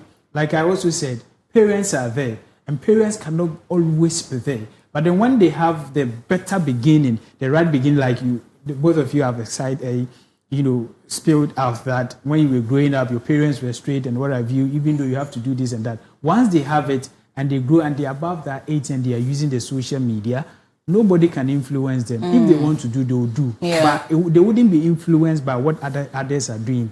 And so the conversation we should be having right now is about how to restrict these kids from getting access to these platforms and being influenced. And then the others the perpetrators somewhere who are watching killing to get them to prevent them. And so this is the conversation we need to be having. But in as much as we are talking about, kids being banned on social media, I also like to stand on this opportunity to talk about how our social media these days is unregulated. Because in as much as kids are doing, they are copying from the adults as well. Because if a kid doesn't see what's the adult or the parents or the elderly ones are doing, they wouldn't have copied it. Because tell me why a sensible adult would be recording something, oh God, it's so sad. So I'm just calling on the Cybersecurity Authority, the NCA, every stakeholder who is involved in this issue should come together and let's find a way around it, because social media these days is becoming something else. It's something we are trying to, there's use of technology. So you cannot say you cannot use it at all, but there should be some regulations to how we use some of these apps and all of that. All right. And I think we cannot end this conversation without talking about some of the effects of certain things these children are exposed to, especially in that teenage year where they are now developing a sense of self. As adolescents, things are growing on your bodies from head to toe and all of that. And, social media with these filters and these body image things that are being posted all over, people doing some body enhancements and the rest, they also tend to affect the children's mental health because they think that maybe they don't look as beautiful or they don't have a certain body type, and so that makes them unattractive and all these things. Because you'd realize that the generation before this current set of teenagers, or maybe or the young adults in their 20s, they didn't have access to these things to be seen so much. It was mostly on TV, and it was not so close to you, like so easily accessible. The TV was mostly maybe a movie here and there, and it's not there 24/7. But now you realize that there are people, even adults these days, some people cannot take pictures without putting a filter on it, where the filter in their mind rearranges or corrects any deformities on their faces, which is very wrong. It would dent your sense of self, and it affects your confidence. It goes down to affect a whole lot, in your psychology. And so imagine if this is what's already happening to adults, because a lot of adults are going through that. We see a lot of the effects there. Imagine the teenager with the sponge mind absorbing everything. So let's also consider that when it comes to restricting the access to social media for our kids is very important. Else, we already have suicide rates starting to rise, especially with, young adults. Now, imagine it translates into teenagers as well. Anyway, so we have a comment here from Jerry Cruz. He says, "Hi, you are doing well with your discussion." Oh, okay, he sent his music. Okay, so we'll take a look at that later. So moving on, this issue, Peter, you and I, our summer and I are so far. So transport fares are to rise, by 20% from June 2nd, that's today, as GPRT cites fuel prices and rising operational costs. And so we'll be speaking to the National Deputy PRO of the GPRT TUC, Mr. Samuel Amwa, very soon. And I think when we get him on the line, shortly, my first question will be this 20% increment. Yeah. Is the benchmark the original price or the new ones that these, transport operators created for us? Is that where the increment is coming to join? Because if that's the case, I will not understand. See, so they cited increasing prices in fuel and spare parts and what have you. But then the Abuso kind, spare parts dealers have come to say that through their communications, head Techiadu, they've come to say that there has been no increase in spare parts prices and insist that the market is stable. So the association says the transport operators should engage government directly on operating cost concerns rather than attributing it to some, spare parts. And so, I mean, it's very worrying. It's very concerning. And then with this pricing window, this first pricing window, for the previous one, in terms of the prices of fuel, for the previous one, petrol was at 14 cedis, 60 pesos. And then diesel, 15 cedis, 81 pesos. LPG, 13 cedis, 16 pesos. But this new floor price, there's petrol is 15 cedis, 20 pesos. And then diesel is 15 cedis, 49 pesos. And LPG, 13 cedis, 48 pesos. And so when you look at the net changes, with petrol, the changes is 60 pesos, diesel 32 pesos, LPG 32 pesos. Now, in as much as we understand their concerns, we understand the happening in the Straits of Hormuz and what have you. And then over the years, it was reported that the price of crude oil, like the barrel of crude oil, has reduced to some amount. And government has... This is like how many years? Roughly, I mean, the tension started earlier this year, right? And so it's actually still ongoing, but then we don't get to hear more of it. It seems that it has been watered down. And it's not being watered down. It's our mainstream media that's not... If you look for that information, you'll get it. I mean, but the reason why we were scared was the prices of, It's affecting our food. Exactly. And then reports indicate that it has been reduced. Even putting that aside, government stepped in by absorbing some amount on diesel and then petrol. And when that, arrangement elapsed, they continued by, still absorbing some, about, I think, 62 pesos or so on diesel as well. And so government in return is doing well to ensure that the ordinary Ghanaian, do not bear the cost of what is actually transpiring. And so for GPRTU, like you said, I'm glad that we'll be speaking to them. We want to find out the reasons, because what they cited, they are saying that it is never true. They're also kind, spare parts dealers. And then in terms of, we know that fuel prices have been increasing. Government has been able to absorb some. And so we would want to find out if they've engaged with, the Ministry of Transport, the relevant bodies to have a negotiation with them. We know this one started some time back, and then government stepped in. And then even if there's going to be an increment, that 20%, I think that it is too much. And already, commuters, the ordinary Ghanaian is actually suffering because of the amount you are paying. Even without the increment, the ordinary Ghanaian is paying more. Drivers are taking exorbitant prices from us. So from Koko to Kwashiman, it is 5 cedis was 4 cedis, 5 cedis, 50 pesos. They are taking 10 cedis.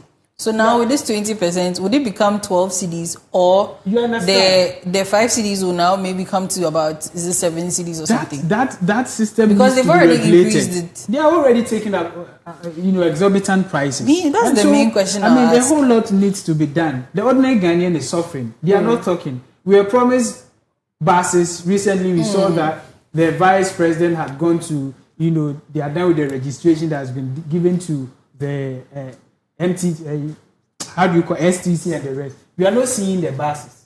Already we are suffering.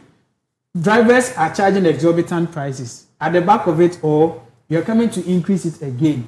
Now you are citing spare parts, and they are saying that isn't the issue. So now I'm glad we'll be speaking to him, so we'll get to find out. The space is not regulated. The space needs to be regulated. So those who are charging exorbitant prices, how are we going to, bring them to book? How are we going to identify that this is now the original price for it, when the people themselves are not, obeying the laid down rules and regulations already in the system? And so it is something that we need to look at, and I'm looking forward to this very discussion. And, another question I would also want to ask is that, why is it that, they are so quick to increase prices when, yes, fuel prices go up even by 1 peso, but immediately fuel prices drop, they are reluctant. There would have to be so much pushback from us citizens before they actually revert the prices to meet the fuel price. and all of that. And now, considering the fact that, like we are saying here, these drivers have already, or these drivers and mates, the mates are the ones who perpetuate that a lot. They've already increased the prices. Now, this 20% increment that's coming, it's starting today. From where to where? Which, I mean, that's the main thing, because already it's happening. If anything, they should have just come to say that, okay, we know that these people have already, started increasing their prices, so we are keeping it there. We are making the increased prices the main thing, because this 20% thing, it will now bring confusion. Because the people that are saying that, say, CCR, like your 10 CDs people, send me 10 CDs, and CCR no, budget 12. That is unfair to us. So a whole lot needs to be done. And we even have, you asked if that 20% was calculated. If it was calculated, which operating cost rose the most? Is it fuel? Is it tires? Is it oil? Is it batteries? No, like we need to understand. I mean, seriously, it's a concern of everyone because the amount we are paying is very bad. And for the fact that you're even paying those exorbitant prices and you're not getting cars. Let me even share my experience yesterday. I left here with my colleagues. We had to, that place, I forget the name. When you get to Koko board, when you descend down there, we stood there for about an hour before getting the car. We got this car, and in about, let's say, 20 minutes after the car moved, it stopped. That the driver said he had a problem with the tire. We had to get down for the driver to fix the tire, which took about an hour. Hey. After that one, and then you have suffered. After 30 minutes, the car wasn't moving. The engine had stopped. So we had to walk from even the place we were. We didn't even know that we walked about.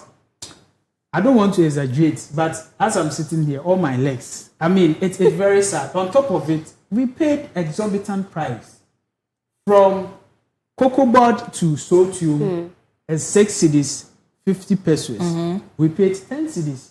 Even with that, we had to rush.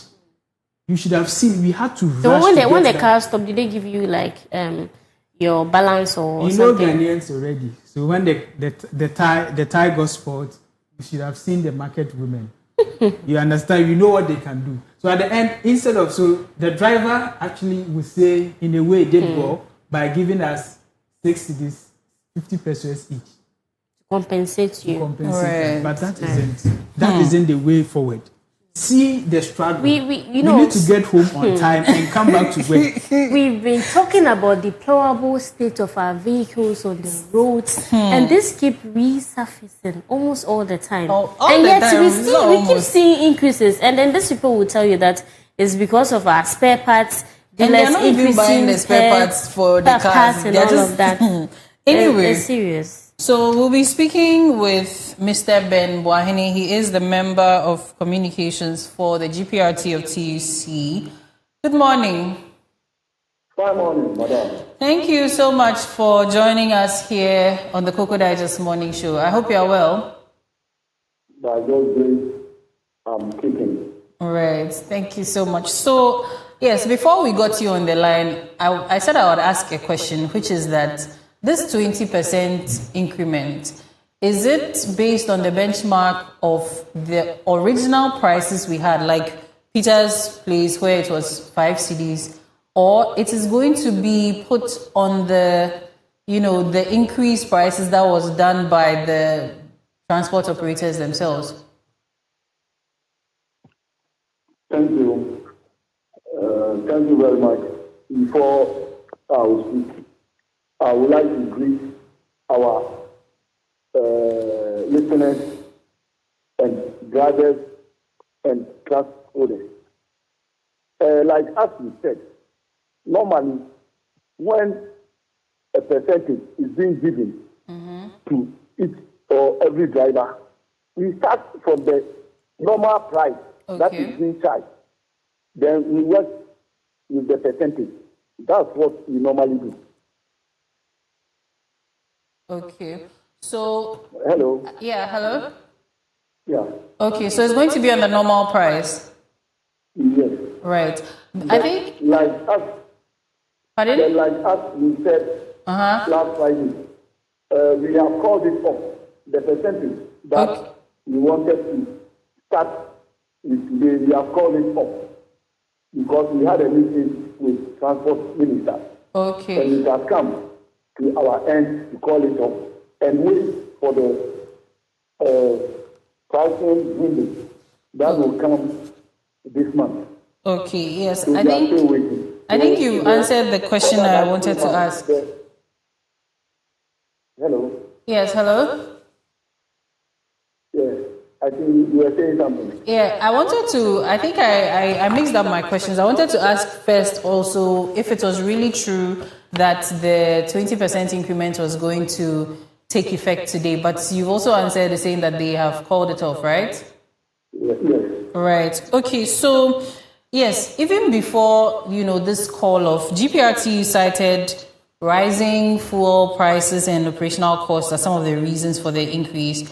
Are there any specific operational costs that have, risen the highest in recent months? Thank you very much. I think fuel have started rising from January up to the end of May.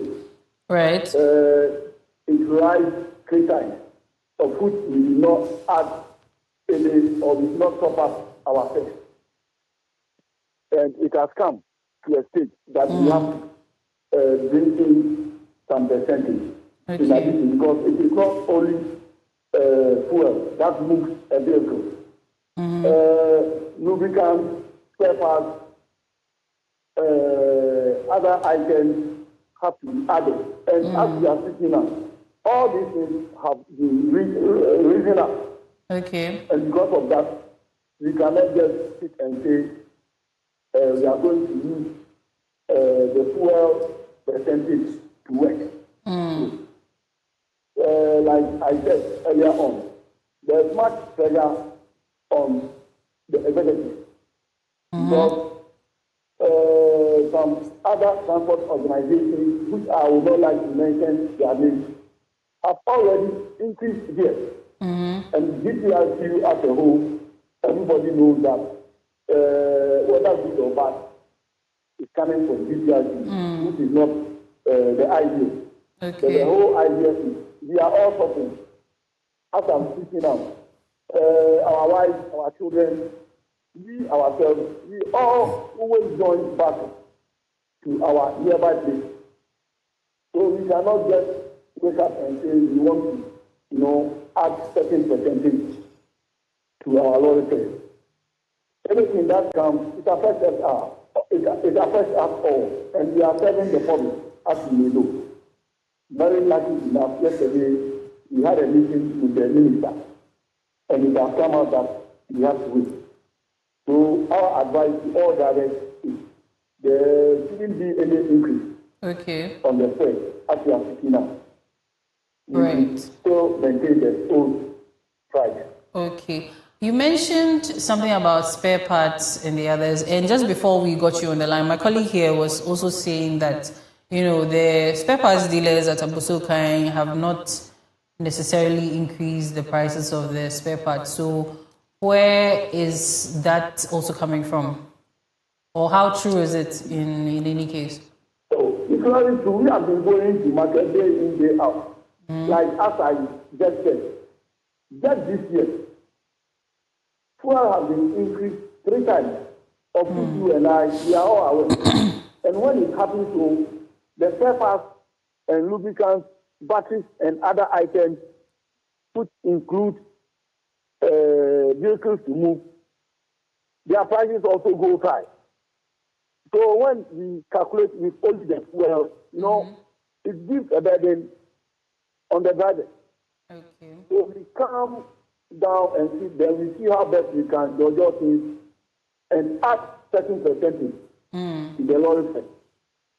Okay, so I have another question that's on my heart, which is the fact that when the fuel prices drop, we don't see a push for reduction in the transport fares as quickly as when the fuel prices increase. Why is that? Thank you. You see, most of the time, if you watch the calculation, it's just something little that normally drops. And with the percentage on the test, sometimes we want how do you call it? We want a figure. That's how much. So at times, even when we work with the percentage, instead of us to rise it a bit high, we stay at the normal price because of balance. At times, there will be some coins to be given, and the coins are not there. So we advise our drivers to stay or to manage the normal fare that they are taking. So when it's being reduced a little bit, then we still have to stand where we are. That's why sometimes you see it like that. Okay. So you mentioned that the increment has been called off. So I want to ask, what informed the decision, at the end? Please pardon me again.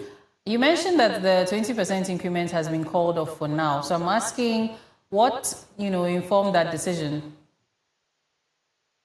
You are asking what will what? What informed the decision to call off the 20% increment?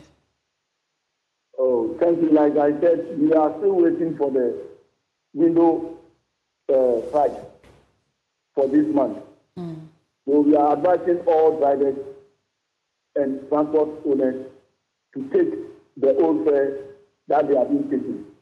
Like if we would have taken it with effect from today, like by now, you will be sent to all the 16 regions. Then they will pass on the information to their branches, and the branches will also pass on the information to their locals, and the locals will get down to the target.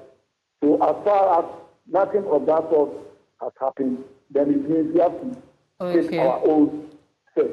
Right. And our National General Secretary have also come out that we should take the old step. So we are still holding on for the old step.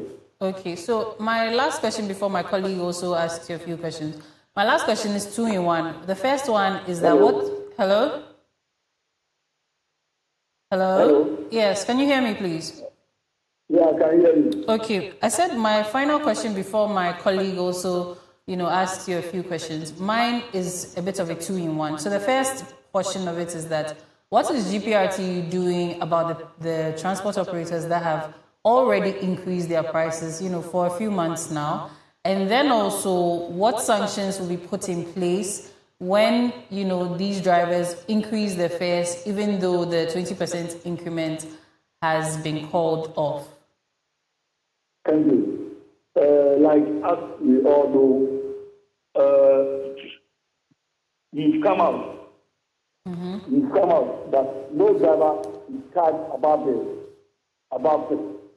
And secondly, like as you said, it is not GPRT who charge some months back or who have raised their fare some months back. GPRT, anything that we do, we make sure it goes down. And as we are speaking now, like we would have started today, but fortunately for us, we've been asked to put a stop to it. Okay. So I can tell you that we stopped. We are no more charging higher price, and we are waiting until an order comes out.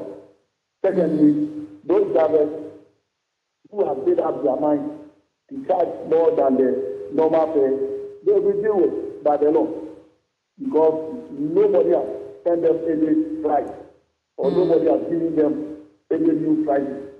So everybody who goes by the law will be dealt with. Okay. So how would you be able to find them and deal with them if they go against the directive?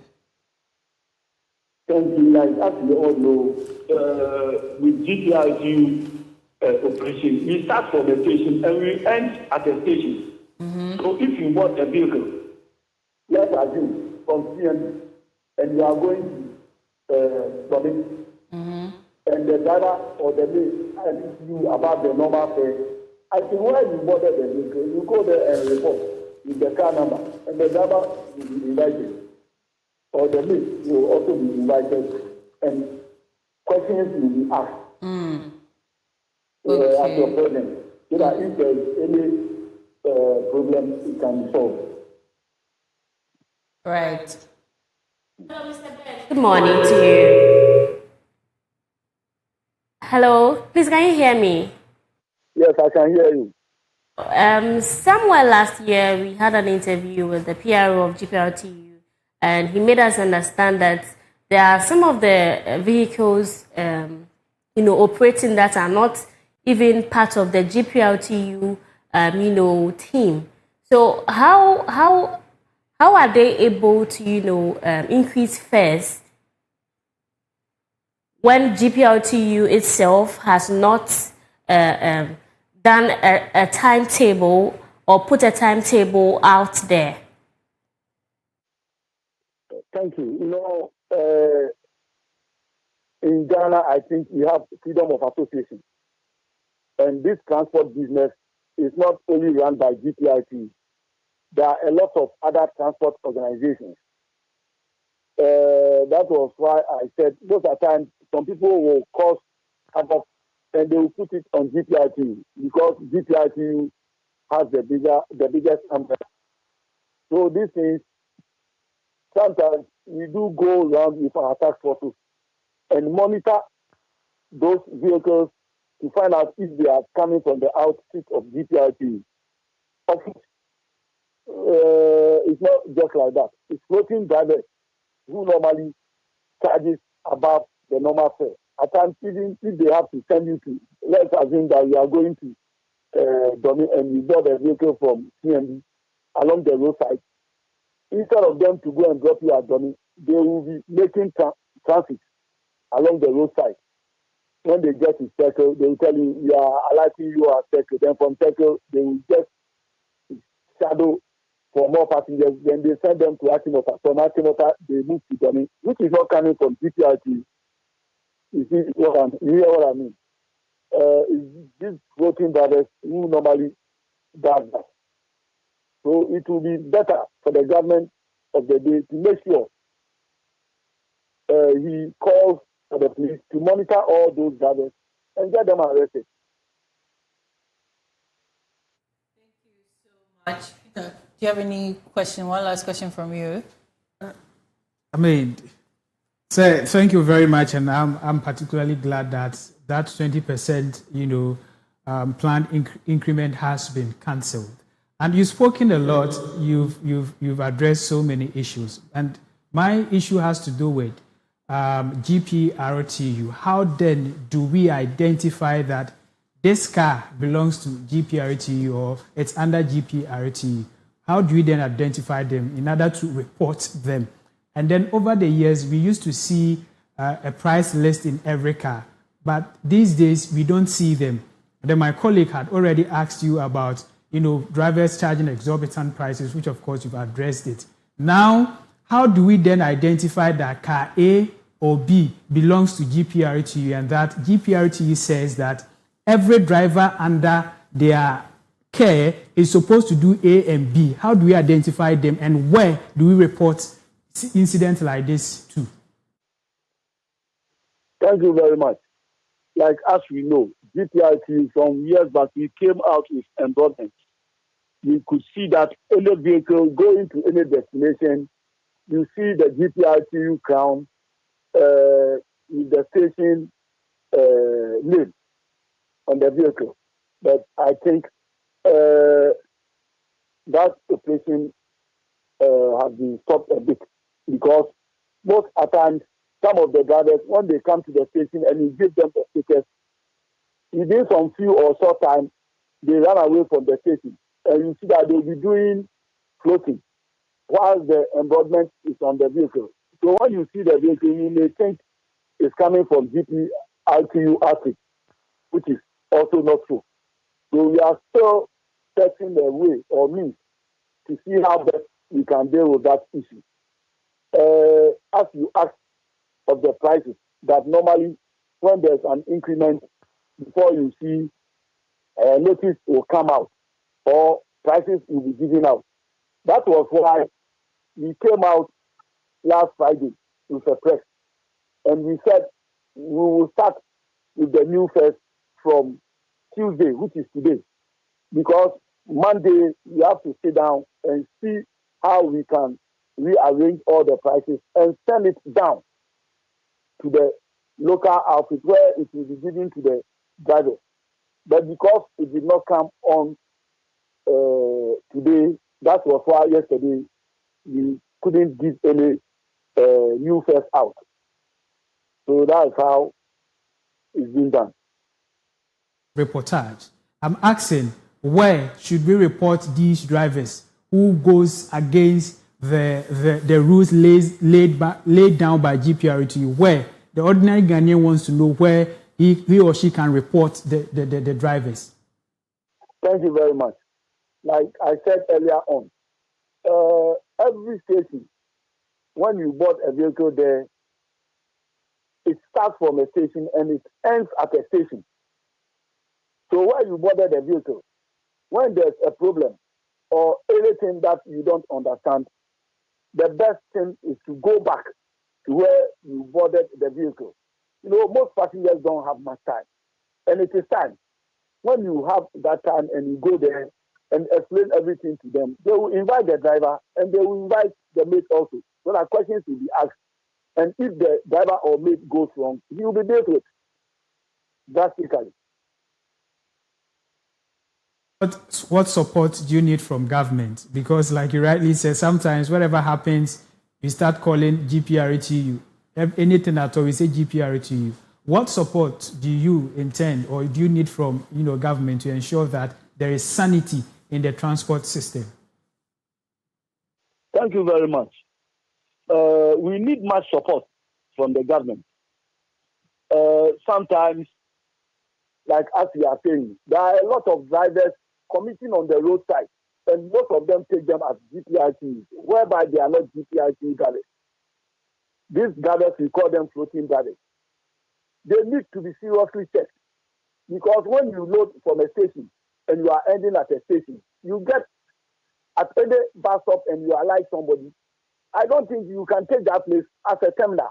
You have to move on, because you have already loaded at a station with full passengers. Why should you go and stand at a bus stop and start loading? And this thing is going on every corner, everywhere, of which the police are much aware. So we plead with the government to make sure we bring all those people down. Secondly, in terms of this, our fuel issue, we plead with the government also that when there is a fuel increment, you see that all those selling batteries, tires, lubricants, and everything rises their prices up, which affects the driver and the car owner as a whole. Thirdly, with this, our taxes. It's only drivers who pay a lot of taxes. Even as we are speaking now, when your roadworthy expires, you will be fine before you go in and pay. These our insurance people. They are also increasing their insurance. A whole lot of taxes. When you enter a terminal, you have to pay. And every year, they increase it. So we will plead with the government to make sure he comes in and give us a little support or advice where the necessary advice can be given, especially his subordinates who works under him, the department that works under him. That is the few things I can say. Very much for your powerful submission. In earlier submission, you made mention of the fact that we have floating drivers all around, and which, of course, the police is aware of. Do you mean to say that the police is not working and they are not helping matters? Oh, actually, they are working, but the way we want it, we are not seeing it that way. You know, like as you said earlier on, there should be discipline. And most of these drivers who are floating drivers, they have to be disciplined so that there will be, a good way on our way. Why am I saying this? How can the driver load from Accra and allow the passengers? Whilst he's supposed to go to Domin, you just allow them at circle and say, me, I will circle that I'm coming. Then within 2 minutes, you start loading Atimota. Then from Atimota, the same people that you brought them from Accra, from Atimota, then you send them to Domin. So assuming that you are supposed to pay maybe 10 Ghana, before you realize you are paying 20 Ghana. You see how bad it is, and now it has become in the system. So all these things have to be checked so that the public can also get a little help.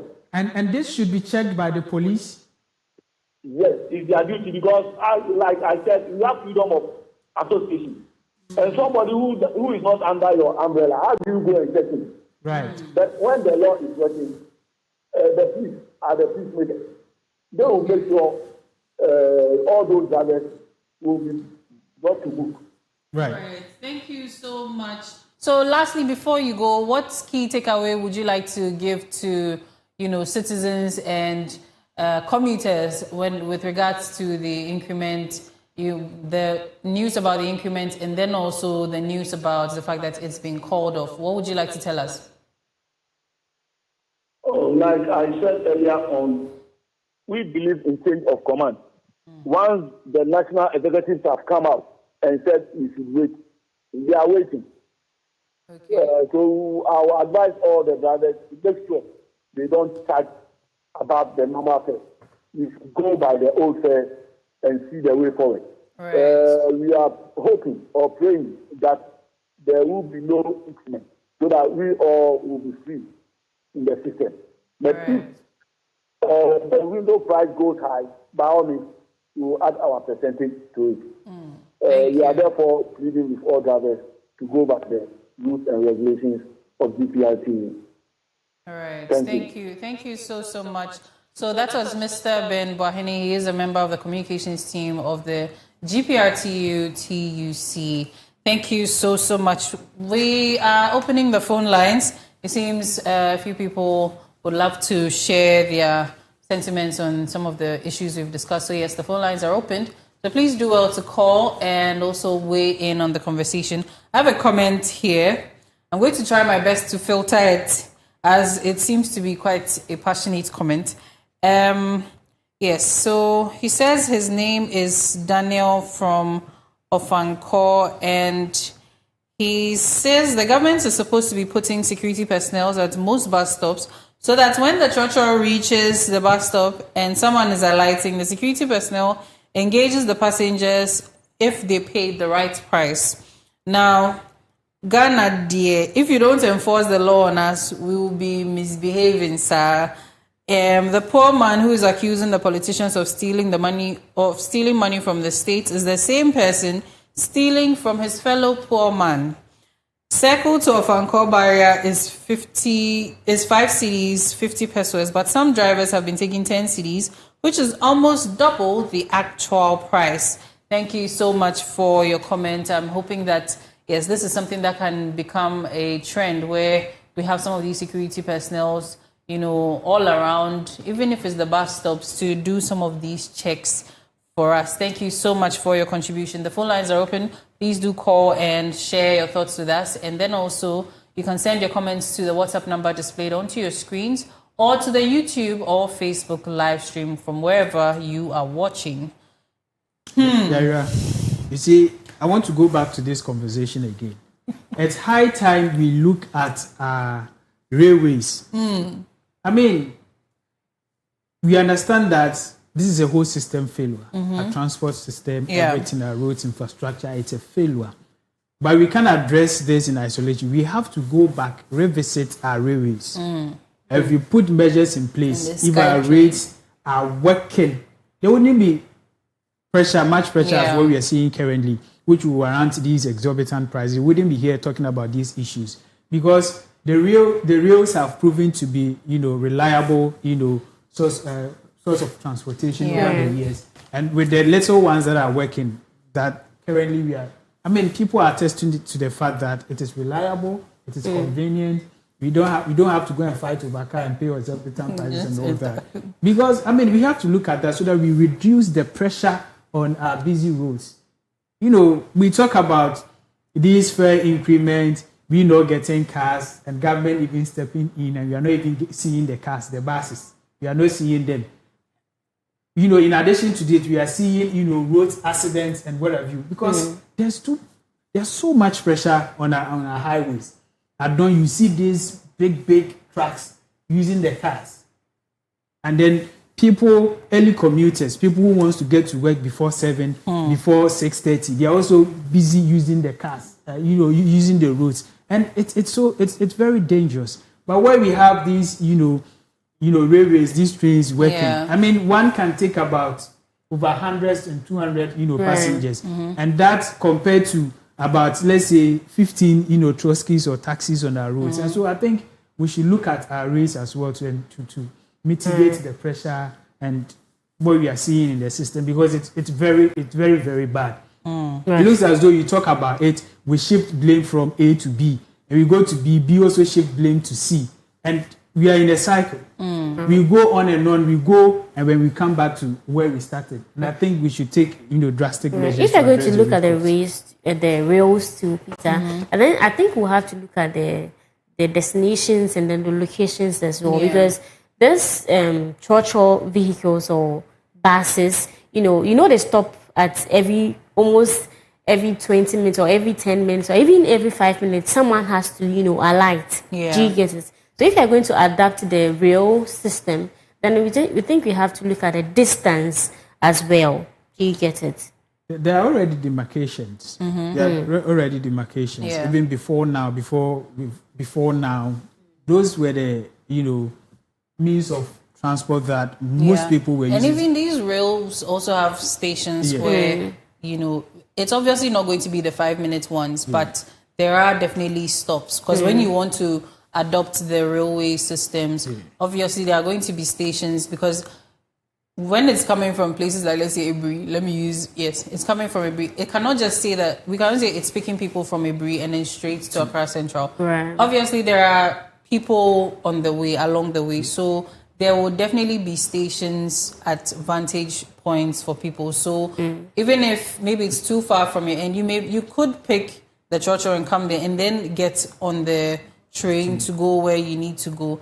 And like you're saying, we need to also look at the locations and things. There's so much of our life as Ghanaians that is unregulated.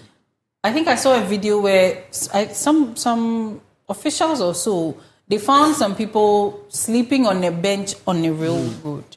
And I saw that feature story. And it's like, what does that then translate to our rail systems? That it means that we have abandoned it to the point where it's become like some white elephant at this point. It's very useless. Honestly, and I also saw a story whereby the rail or the rail, the tracks. No, the track. Okay, I think it smashed a cow. Okay, it smashed a cow, and I saw people, trying to, Ghanaians, they're trying to get the part of it, their share. So just to come back to the point you made about the trotro stopping every 5 minutes, and that is what is constituting to the heavy traffic we have. Yeah. You see, there are bus stops. They are designated bus stop for every place. And then drivers cannot stop anywhere. And this is what most of these trotro drivers are doing. It's as a result of our attitude. There are places where you are supposed to stand to pick a car, but no. You go and stand in the middle. In the middle and expect the trotro driver to also. And so, I mean, we are all to be blamed in this, in what we are facing currently. So I think that things needs to be regulated. We have the institution and what have you. And then I like the fact that he made mention of the police scene, and I asked, and he said they are also a part of it. Because sometimes you see that even without you not knowing the law, just looking at it, you realize that this is not right, and this person must be punished for this. But the person goes scot-free, and at the end of the day, another person also, does the same. And we are where we are as a country currently. And so I think that, going forward, looking at this situation, we should tackle it from the grassroots, different angles as well. We shouldn't look at the trotro alone. We should look at the other, means of transport. We should also look at the attitude of the Ghanaian. Let's punish people. Let's punish them when they go wrong. Because, we grow with these things. Maybe growing up, I saw that this, nothing I also copy the also same to do it. mimic, and I'll do it.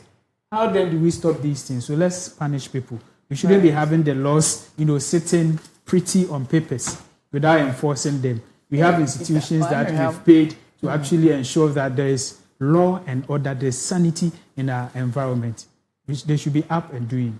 Thank you very, very much. So yes, this brings us to the end of the first session of our online and print review segment. We'll be back after a few segments, yes, business and sports, to continue the conversations. We'll be talking about the unpopular bill that has been passed and its implications. So as we prepare to get into the sports segments, we have our birthdays that Bevelyn will be reading with us. So we have some amazing, celebrants in the house. So let's have it whilst we get to celebrate them. So this is coming from Joel to Emerald, and it says that happy birthday, Emerald. Watching you grow into the amazing person you are today has been such a joy. I'm so grateful to have you in my life, and may this new year bring you bigger smiles, beautiful memories, and every good thing your heart desires. Enjoy every moment of your special day. You deserve it. This coming from Joel to Emerald. Oh, today is Priscilla's birthday. I didn't know. Yeah. Whoa, we have a birthday celebrant in the house, as I said earlier. Happy birthday going out to you, Priscilla. Today we celebrate not just an amazing news writer, but an incredible person who helps bring stories to life every day. From all of us here at Clock TV, thank you so much for your creativity, dedication, and hard work. Wishing you a year filled with success, happiness, and countless reasons to smile. Enjoy your special day. Priscilla, happy birthday going to you, Priscilla. Lunch is on Clock TV. Happy birthday, Eric. Watching you grow into the man you are today has been a blessing. I'm proud of you, little brother, and I pray this new year brings you bigger opportunities, greater success, and endless happiness. Coming from Jewel to Eric. Happy birthday going out to you, Eric. This coming from Jewel. All right. Thank you so much. So I also have a birthday, or two actually. So happy birthday to two of my friends, Sarah Nakidona of Film Etoile. Happy birthday to you, my dear friend. And happy birthday to my dear friend again, Esther Abuajoa Amufa at FDA. I think she was here. Yeah, she is the CEO of Conversations on Women's Health. So she was here. We had a conversation on women's health as well. Happy birthday to both of you. I love you so much. God bless you and keep you, and may you grow in beauty and grace. We are also going to be celebrating one of our very own colleagues here, Godfred Kudo. His birthday is tomorrow, and I'm sure he doesn't want us to know, but yes, we have released this information. So yes, happy birthday to you in advance. Editor one. Yeah. He edits like most of our videos here. And he has very, very funny videos. And you'll be posting that thing he's been doing. Yes. Godfred. Happy birthday in advance to you. God bless you for the amazing work you do.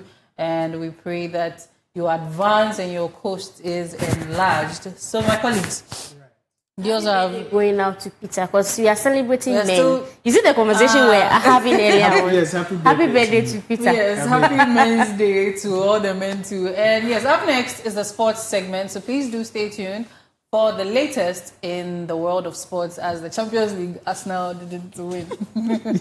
Yeah, so we'll be right back.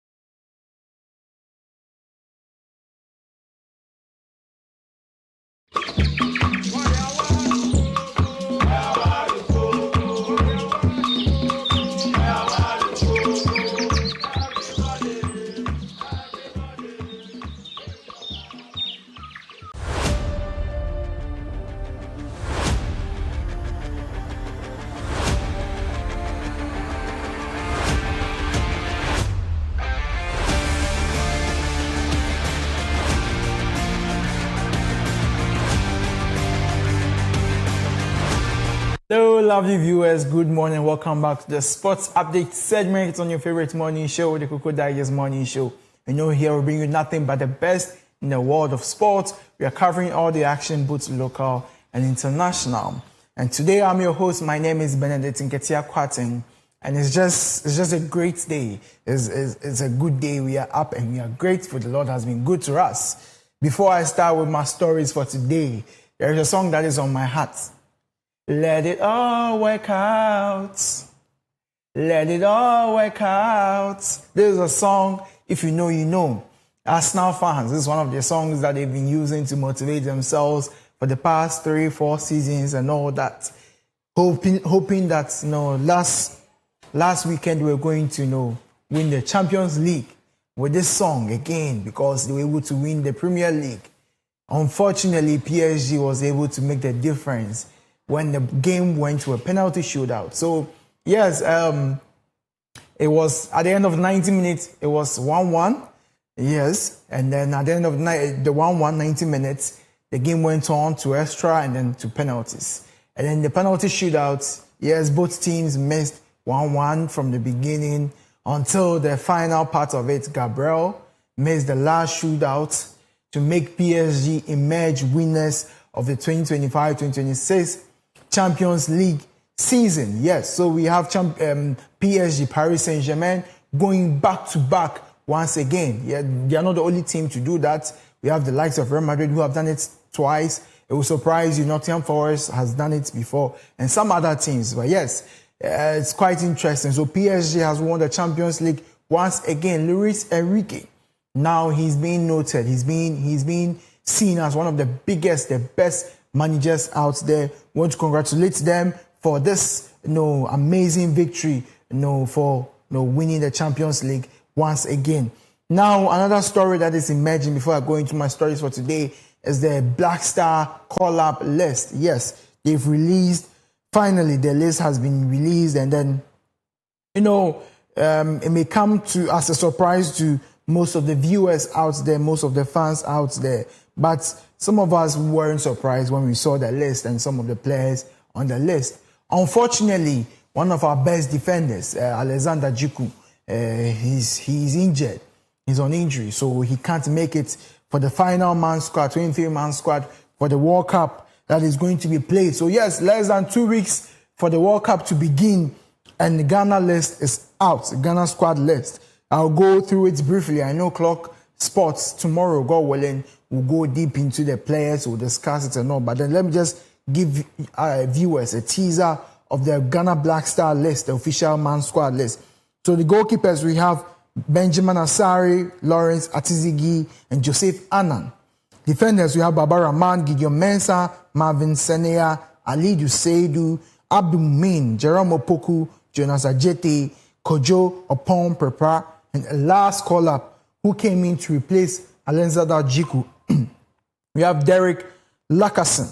Yes. And then the midfielders, we have Elisha Owusu, Thomas Partey, Kwesi Sibo, Augustin Boache, Caleb Urenchi, Abdul Fattah Sahaku. And then the forward, our attackers. We have Kamaldeen Sulemana, Christopher Bonsu Ba, Enes Nyama, Antoine Semenyo, Brandon Thomas Asante, Prince Kwabena Edu, Inaki Williams, and our very own captain, Jordan Ayew. Yeah, so this is the 23-man squad that have been called up for the Ghana Black Stars for the World Cup that's going to begin very soon. I know you can't wait. I can't wait either. Clock TV, Clock Sport are going to bring it to you back to back action on the World Cup. Now, let me start with our stories for today. Our first story for today is a local story which speaks about Nations FC upset Dreams FC in penalty shootout to snatch FA Cup glory. Yes, this is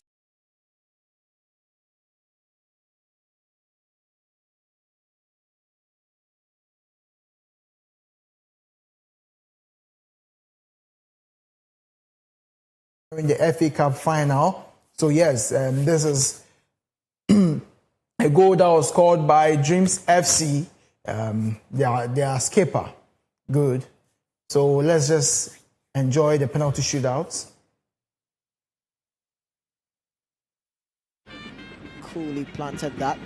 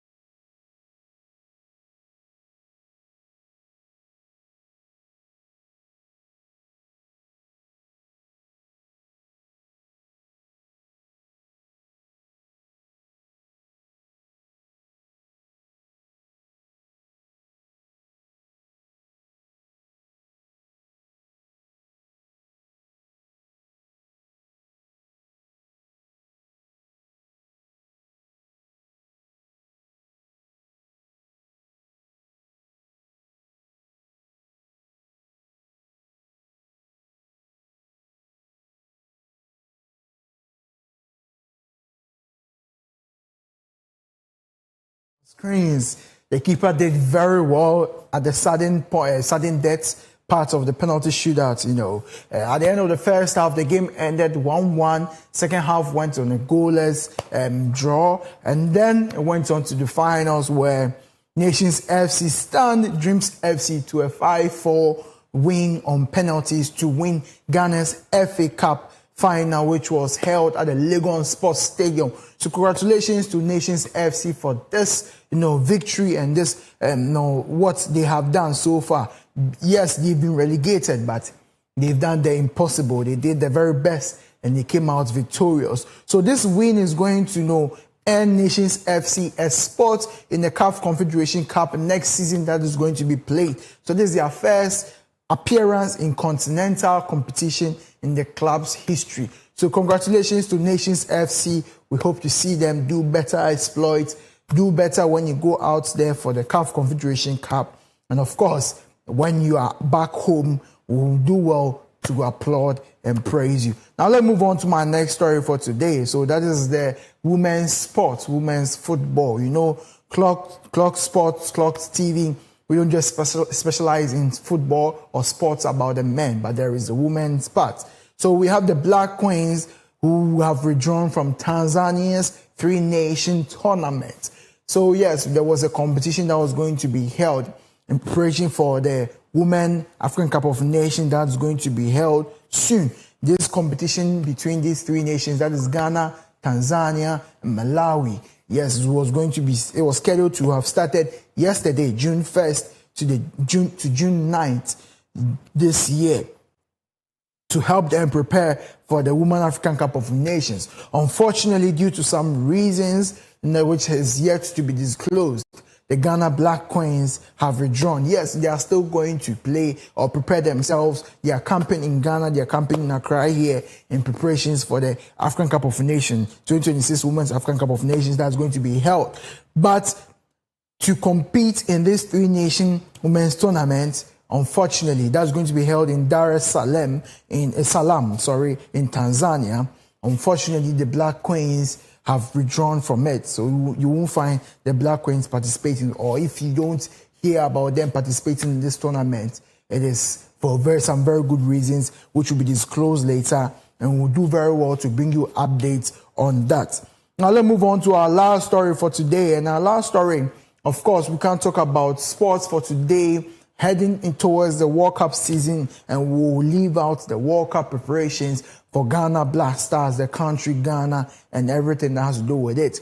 One of the bigger factors of supporting the Ghana Black Stars for this World Cup competition is the Supporters Union. Yes, the Ghana Supporters Union, and whatever that needs to be done for these members and all that. I have very good friends in the Supporters Union. I sometimes go with them and all that, so I know some very strong people in the Supporters Union.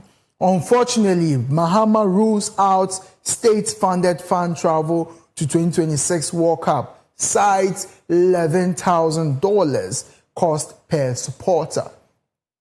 So this is trying to say that each supporter that will be flown from here to the USA, Canada, Mexico to support the Ghana Black Stars is going to cost $11,000 USD, which is not small money at all. And, this includes feeding, accommodation, transportation, and any other, cost that will come alongside, going out there to support the Ghana Black Stars. So the president says that it's quite difficult.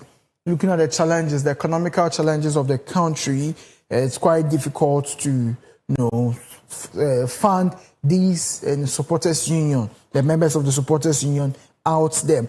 He said, and I quote, "We cannot, spend our money in that manner. The cost approximates for each person to be fed, accommodated, transported, and all that to watch the games, tickets, and all that is estimated at almost 11,000 USD, he said.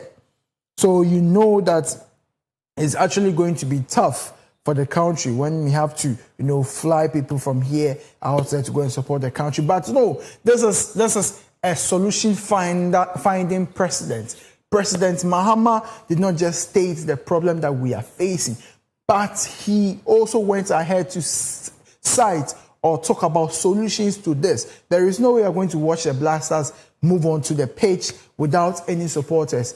We know that everywhere in this world, there are Black Stars, there are Ghanaian fans out there, especially in the USA, especially out there. So yes, what the solution, one of the solutions that has come up is that we are going to, and I quote, what we are doing is that we are procuring tickets for Ghanaians in diaspora who want to attend the games. So if you want to attend the game, you get a ticket to attend the game. He said, we have organized our chapters, our Ghanaian citizens in Boston, in Philadelphia, in Canada. The tickets that we have purchased, we will give it to them to enable them to watch the matches.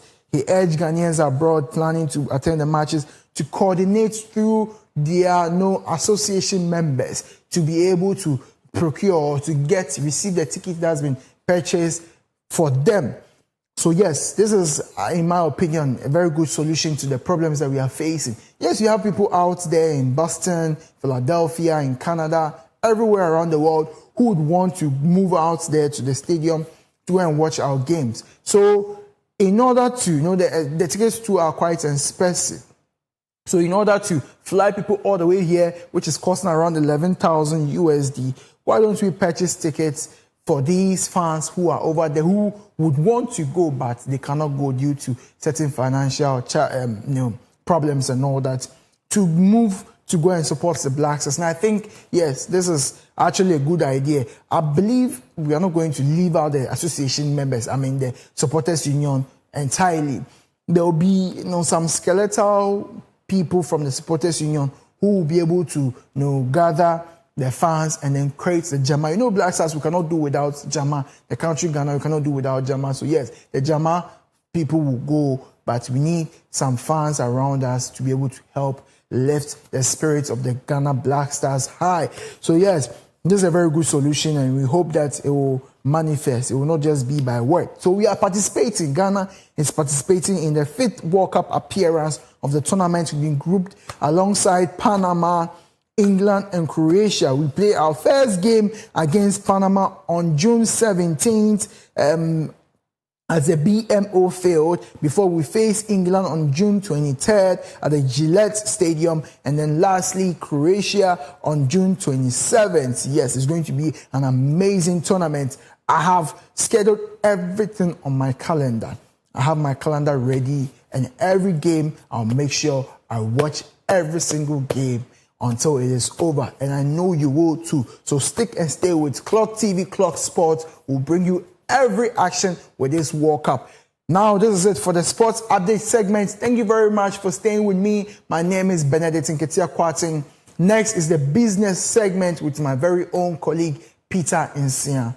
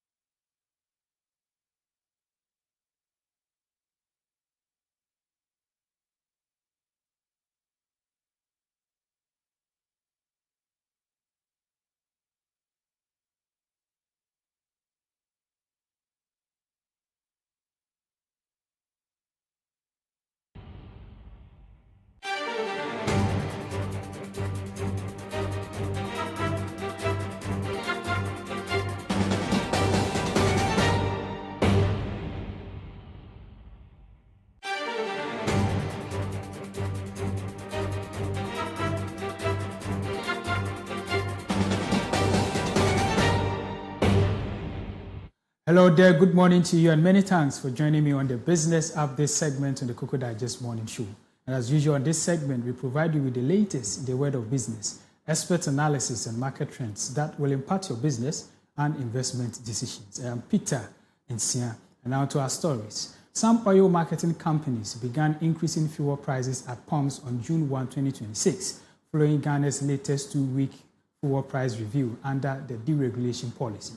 Star Oil led the change by increasing petrol from 14 cedis, 60 pesos per litre, to 15 cedis, 20 pesos per litre, while keeping diesel unchanged at 15 cedis, 81 pesos. There's more to this story. Petrol's increase is consistent with the announced price floor for the June 1 to 16 pricing period, which requires petrol not to be sold below 15.20 cedis. This also represents a rise from the previous window. Diesel, however, has a different floor set at 15.49 Ghana cedis, down from May 16, 2026 quote. COMAC projects petrol may rise further by 4.20% to 6.20%, LPG by up to 2.24%, and diesel could drop by 1.65% to 2.00%. The adjustments are linked to lower global prices, government industry intervention measures, and pressure on the Ghana cedi. Away from fuel prices, the Finance Ministry's review of the energy sector support account shows that in 2025, proceeds from the energy sector shortfall and debt repayment levy were still inadequate to meet Ghana's full energy sector obligations, even after Parliament introduced an extra 1 Ghana cedi levy. In April 2025, the ESLA framework was revised by combining several earlier levies, such as the Energy Debt Recovery, Energy Sector Recovery, Sanitation and Pollution, and Price Stabilization levies, into one unified charge intended to boost transparency, simplify administration, and improve revenue collection. 2 months later, the levy rate was raised from 95 pesos to 1 Ghana cedis, 95 pesos per litre. Despite total 2025 levy revenue of 8.66 billion Ghana cedis, energy sector payments reached 22.67 billion Ghana cedis, prompting significant Treasury intervention. The Treasury transferred 12.85 billion Ghana cedis to cover ongoing shortfalls and repay legacy debts, but structural weaknesses like revenue collection issues, losses, and inefficiency remain key challenges. And let's now shift our attention to Treasury bills. Investor demand for Treasury bills fell short of government financing objective last week, resulting in a funding gap of 1.03 billion Ghana cedis in the most recent auction. Bank of Ghana data show that investors submitted total bids of 4.92 billion Ghana cedis across the 91-day, 182-day, and 364-day tenures. Out of the bids received, the government accepted 4.87 billion Ghana cedis, which was below the 5.89 billion Ghana cedis target, and under subscription equivalent to a 0.16% shortfall based on the accepted amount. The 91-day bill attracted the highest interest, with bids of 3.37 billion Ghana cedis and 3.36 billion Ghana cedis accepted. The 182-day bill received 749.67 million Ghana cedis in the bids, of which 705.65 million Ghana cedis was accepted, while the 364-day bill saw 797.98 million Ghana cedi bid, which was fully accepted. Yields were mixed. The 91-day rose to 4.99%. The 182-day stayed near 7.04%, and the 364-day increased to 10.45%. And that's how we wrap up on the Business Update segment of the Koko Digest Morning Show. Thank you for sticking and staying with us. I am Peter Nsia. Up next is the LGBT plus bill passage and matters arising with Yaira Awondo. Please do stay with us.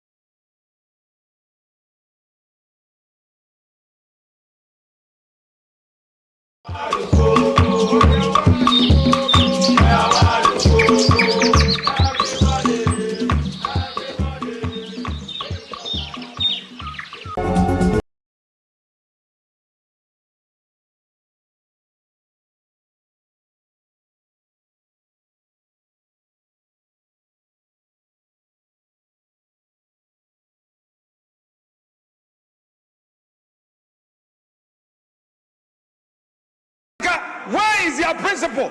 They sponsored the bill. May I finish? May I finish? You see, Mr. Speaker, the majority leaders are Democrats. Sit down, sit down. I listen to you in silence. So you sit down. Mr. Speaker, when they were in opposition, they sponsored the bill. They resisted every single amendment. Mr. Speaker, today,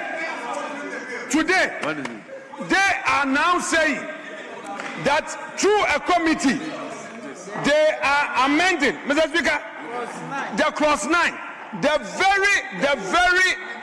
very amendment they rejected in opposition.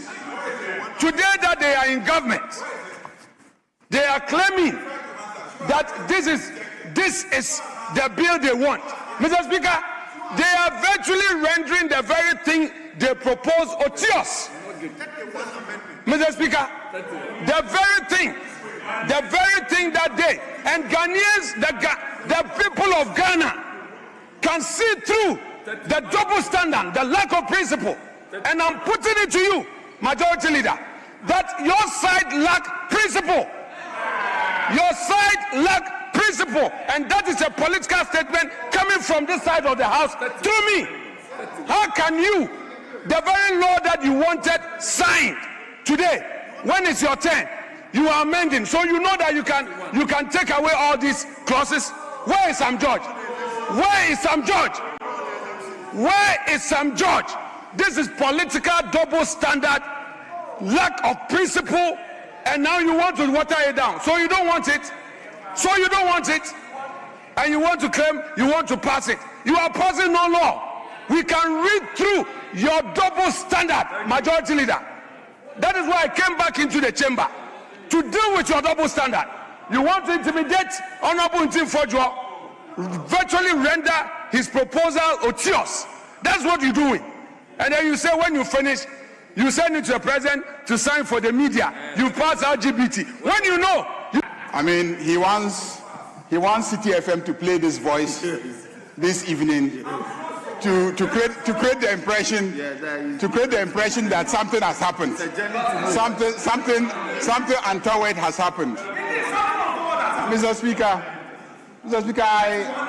I am surprised that the members on the NPP side who are calling for immediate, who were pushing that this bill must be passed, today are doing everything possible to frustrate the passing of this bill.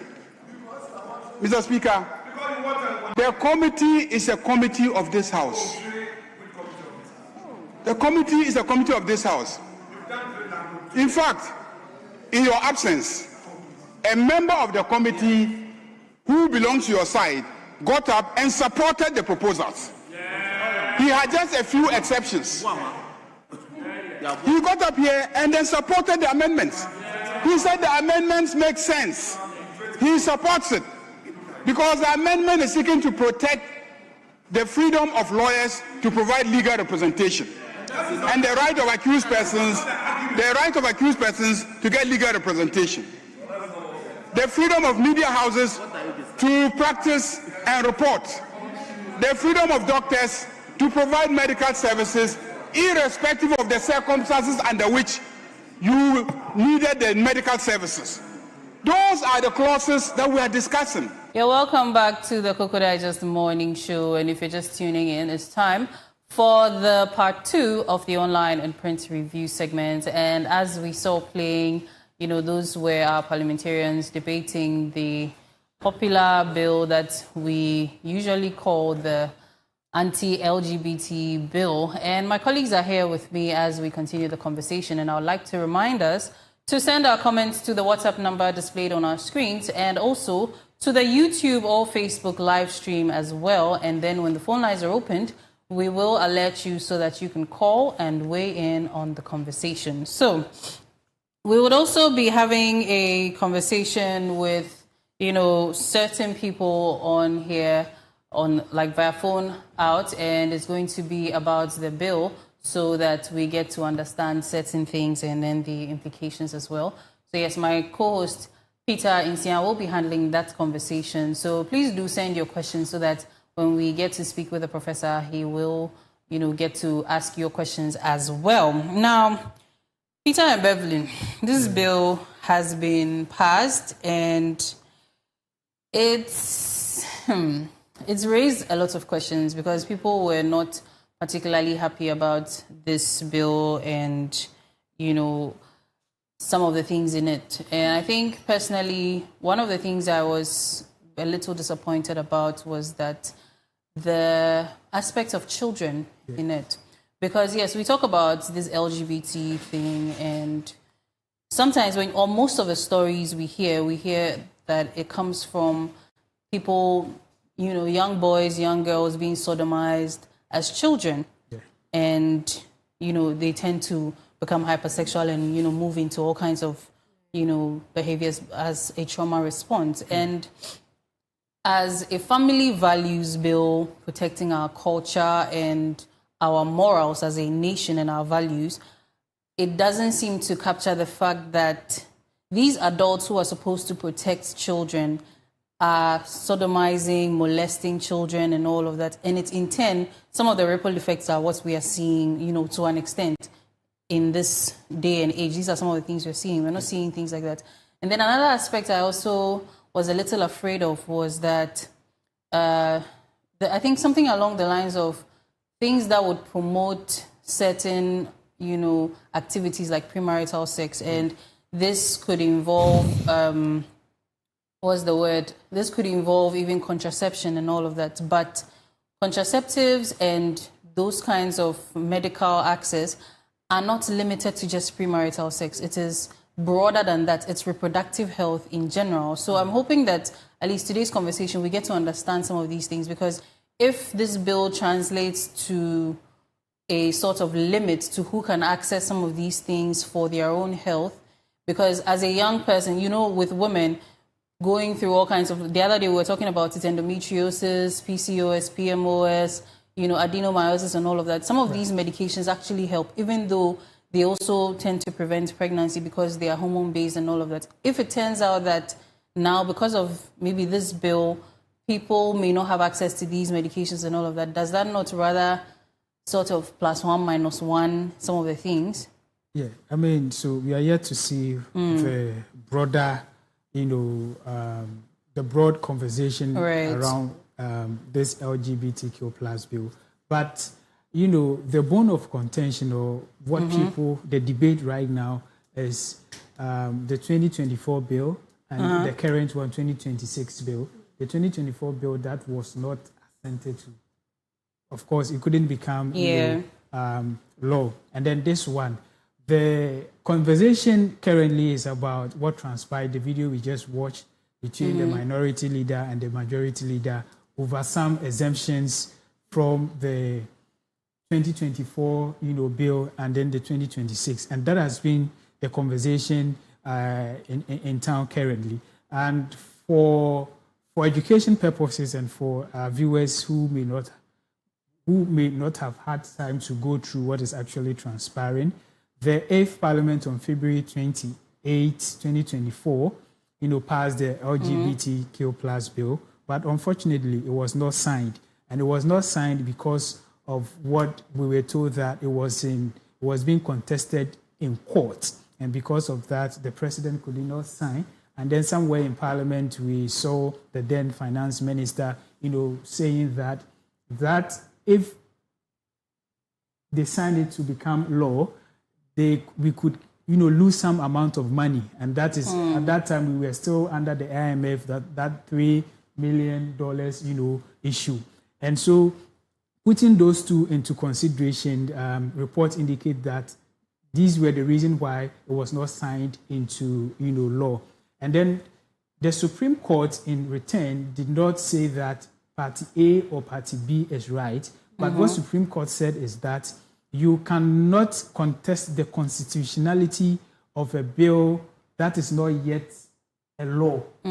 That is what the Supreme Court actually said. And so if it had the president at that time, if the president at that time had signed, that was when those who took it to court could have actually, talk about the constitutionality of it. They were all talking about human rights abuse because of some of the clauses in it. And then fast forward, when the 8th Parliament, elapsed, the 9th Parliament have taken it upon themselves again, and then on May 29, that's last week Friday. Exactly. It has been passed. Like I said, the conversation is about the exemptions, which boils down to clause 9. And I don't know if there's time you talk about it. Yes, we have Dr. Bernard Tutu Buahine on the line. He is a lecturer, a political marketing consultant, and a strategist. So, Peter, I'll hand over this conversation to you. All right. Hello, sir. Good morning. Hello. Yeah, hello. Yes, thank you so much for joining us today. I hope you're well. By the grace of God, we are doing well by you. All right. Thank you so much. So, Peter, over to you. Thank you very much, Doc, for joining us this morning. Yes, thanks for having me. Right. So my first question would be that for viewers who may not have followed every stage of this debate, where exactly does the Human Sexual Rights and Family Values Bill stand today? And why has it not become such a significant national issue? Peter, I think that your sound is a bit down. All right, sir. So I'm not the clarity, it's not too clear for me. Right. So I was asking that for viewers who may not have followed every stage of this debate, where exactly does the Human Sexual Rights and Family Values Bill stand today? And why has it become such a significant national issue? Okay. Good morning to you. Good morning to your colleagues. I think that we've gotten here because of, the cultural orientation of Ghanaians. And I think that it is very important because as a people, we need to protect the credibility, the values of our culture, and also ensure that we don't, sell our rights, our values as a people. We don't compromise on our identity as a people, to foreign cultures.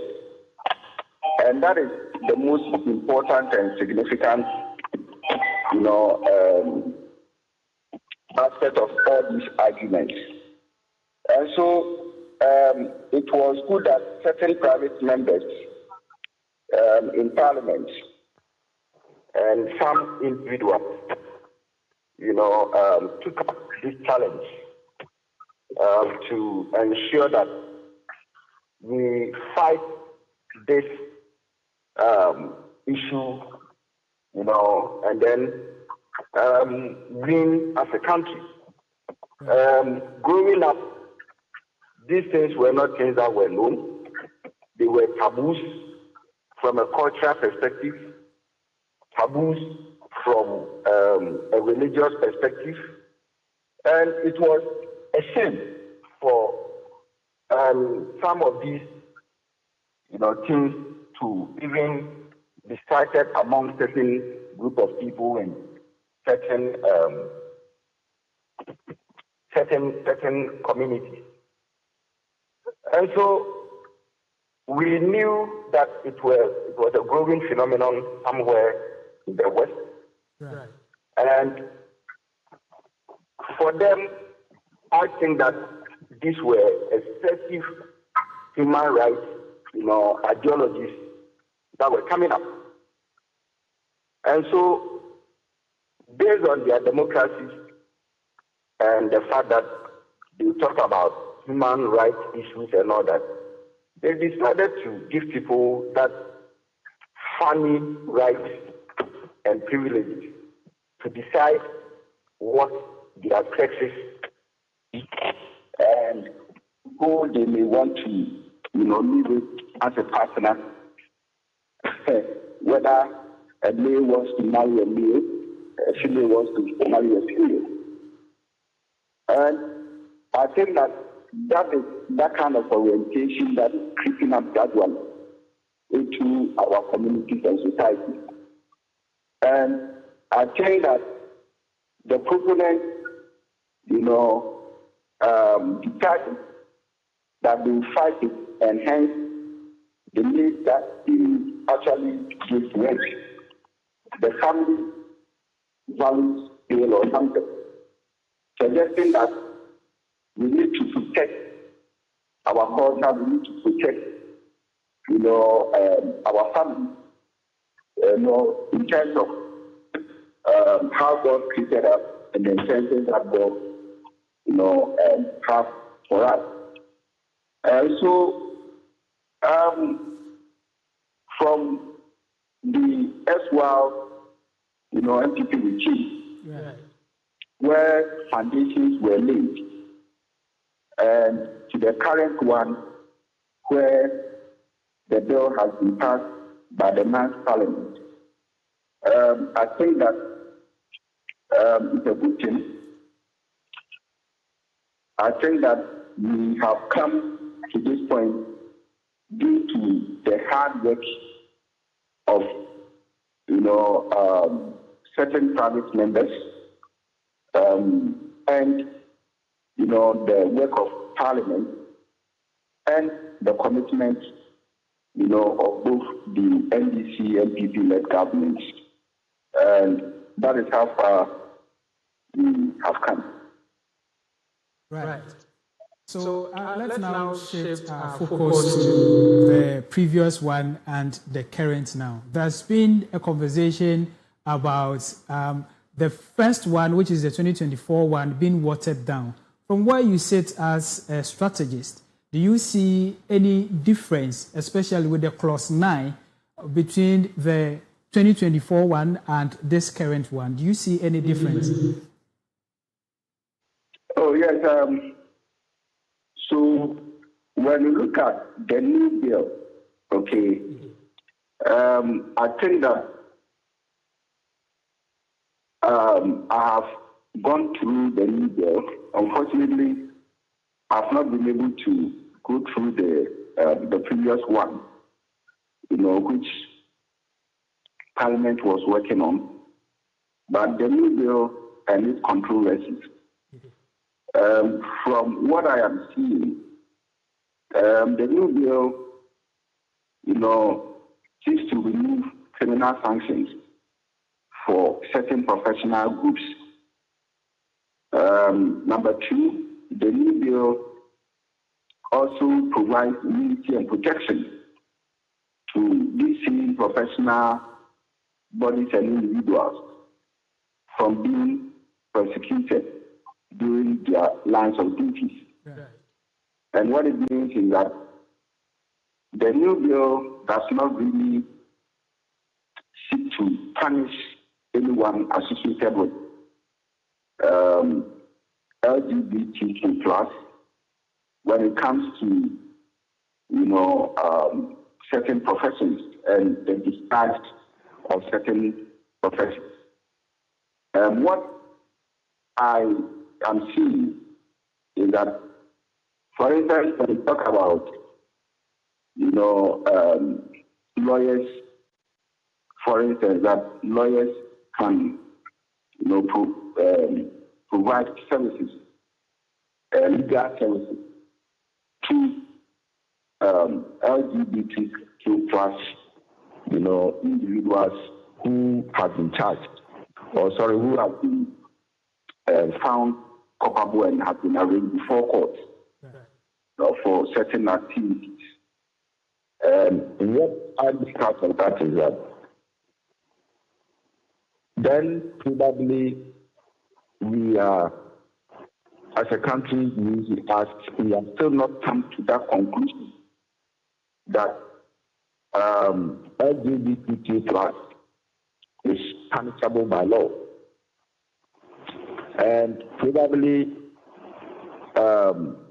it is because, Parliament want to give that human right, to LGBTQ plus. Right.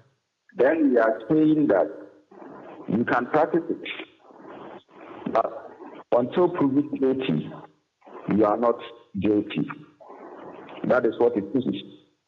So you have a lawyer who will come and, plead your cause, take you through all legal processes, and be able to defend you. So you may be practicing LGBTQ plus, but your lawyer has been able to defend you successfully. I think that the other side of the argument is that there may be certain people, especially when it comes to one of the clauses where it indicates that people can report, others who are suspected of practicing LGBTQ plus. And when somebody, reports you, and the person is not able to prove by evidence, and you are going before court, and because you don't have access to a lawyer, you are prosecuted, then it means that you have not been also treated fairly. All right. But the bigger picture is that people who are practicing LGBTQ plus, when somebody is talking about transgender, if somebody, a male, wants to say that I don't want to be a male any longer, I want to be a female, and the person has changed, gender, is it not obvious, an obvious thing that you see when people are going to marry as gay, as lesbians, and they get to a place, take pictures, and do that? Is that also not enough evidence? So, for me, I think that this whole issue about protection, for me, doesn't sit too good with me. I am yet to probably get convinced of the fact that, such individuals, should be given the benefit of the doubt and be given lawyers, to handle their case for human rights purposes. There have been reports that people have been abused.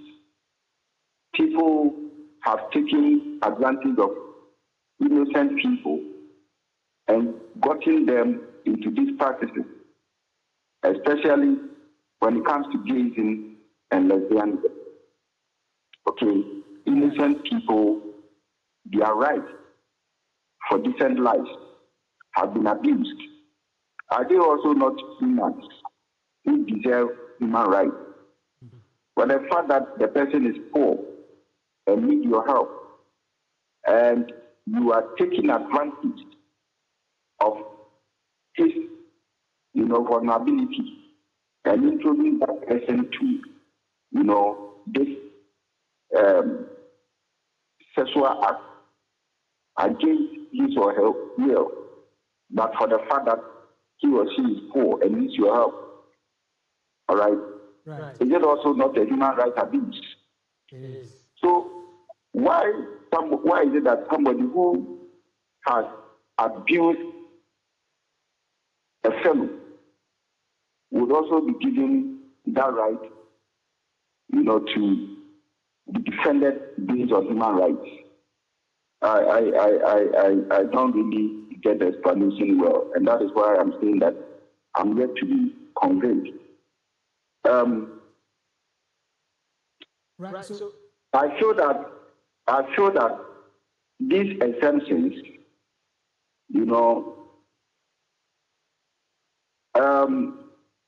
means that the bill is actually fighting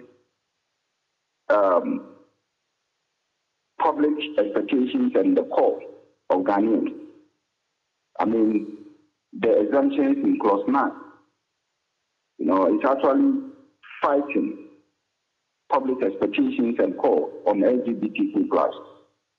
right. It also sounds as if we have actually asked for more, but we've gotten less.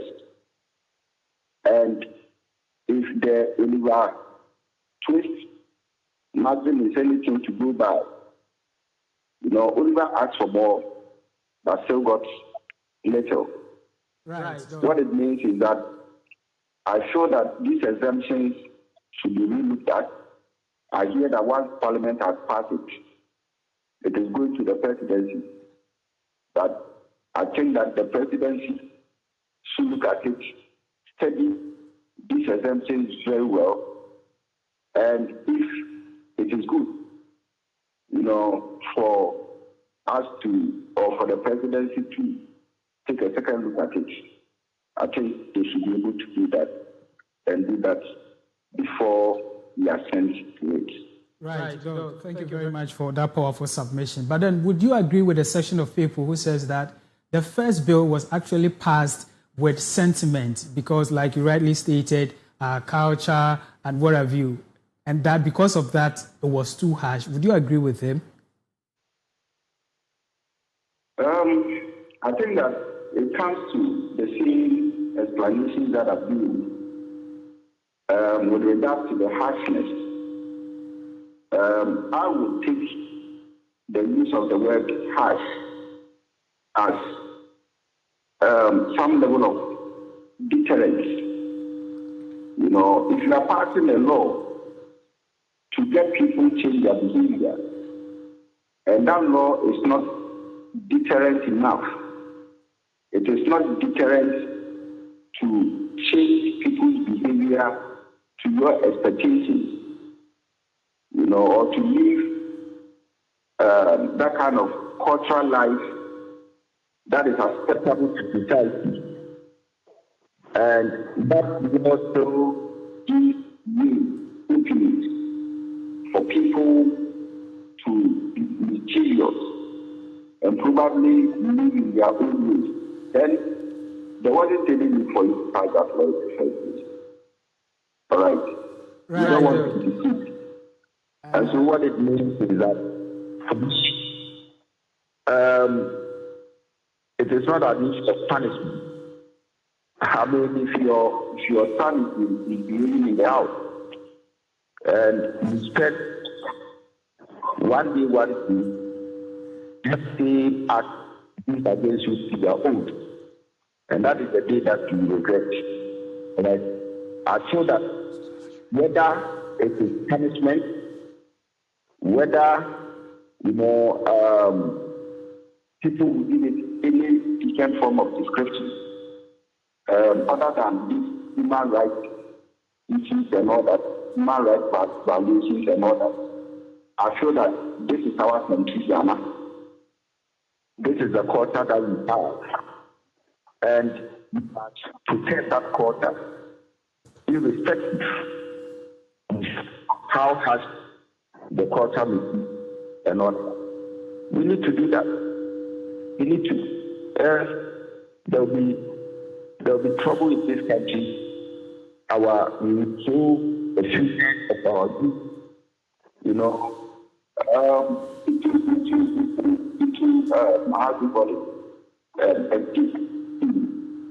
and posterity is likely to blame the 8th and the 9th Parliament and the people who had voices and didn't speak.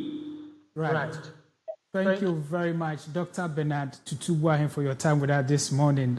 We've got a whole lot of questions for you, but time will not permit us. And we hope to see you one day in our studios for further, discussions about this very topic. Thank you very much for your time with us. So any day, anytime.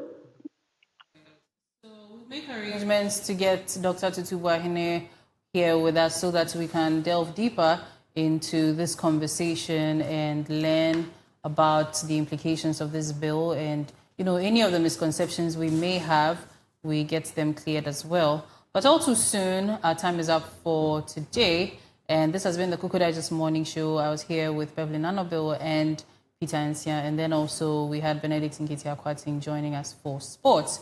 Yes, we hope to see you bright and early on Thursday morning. Do have an amazing day ahead.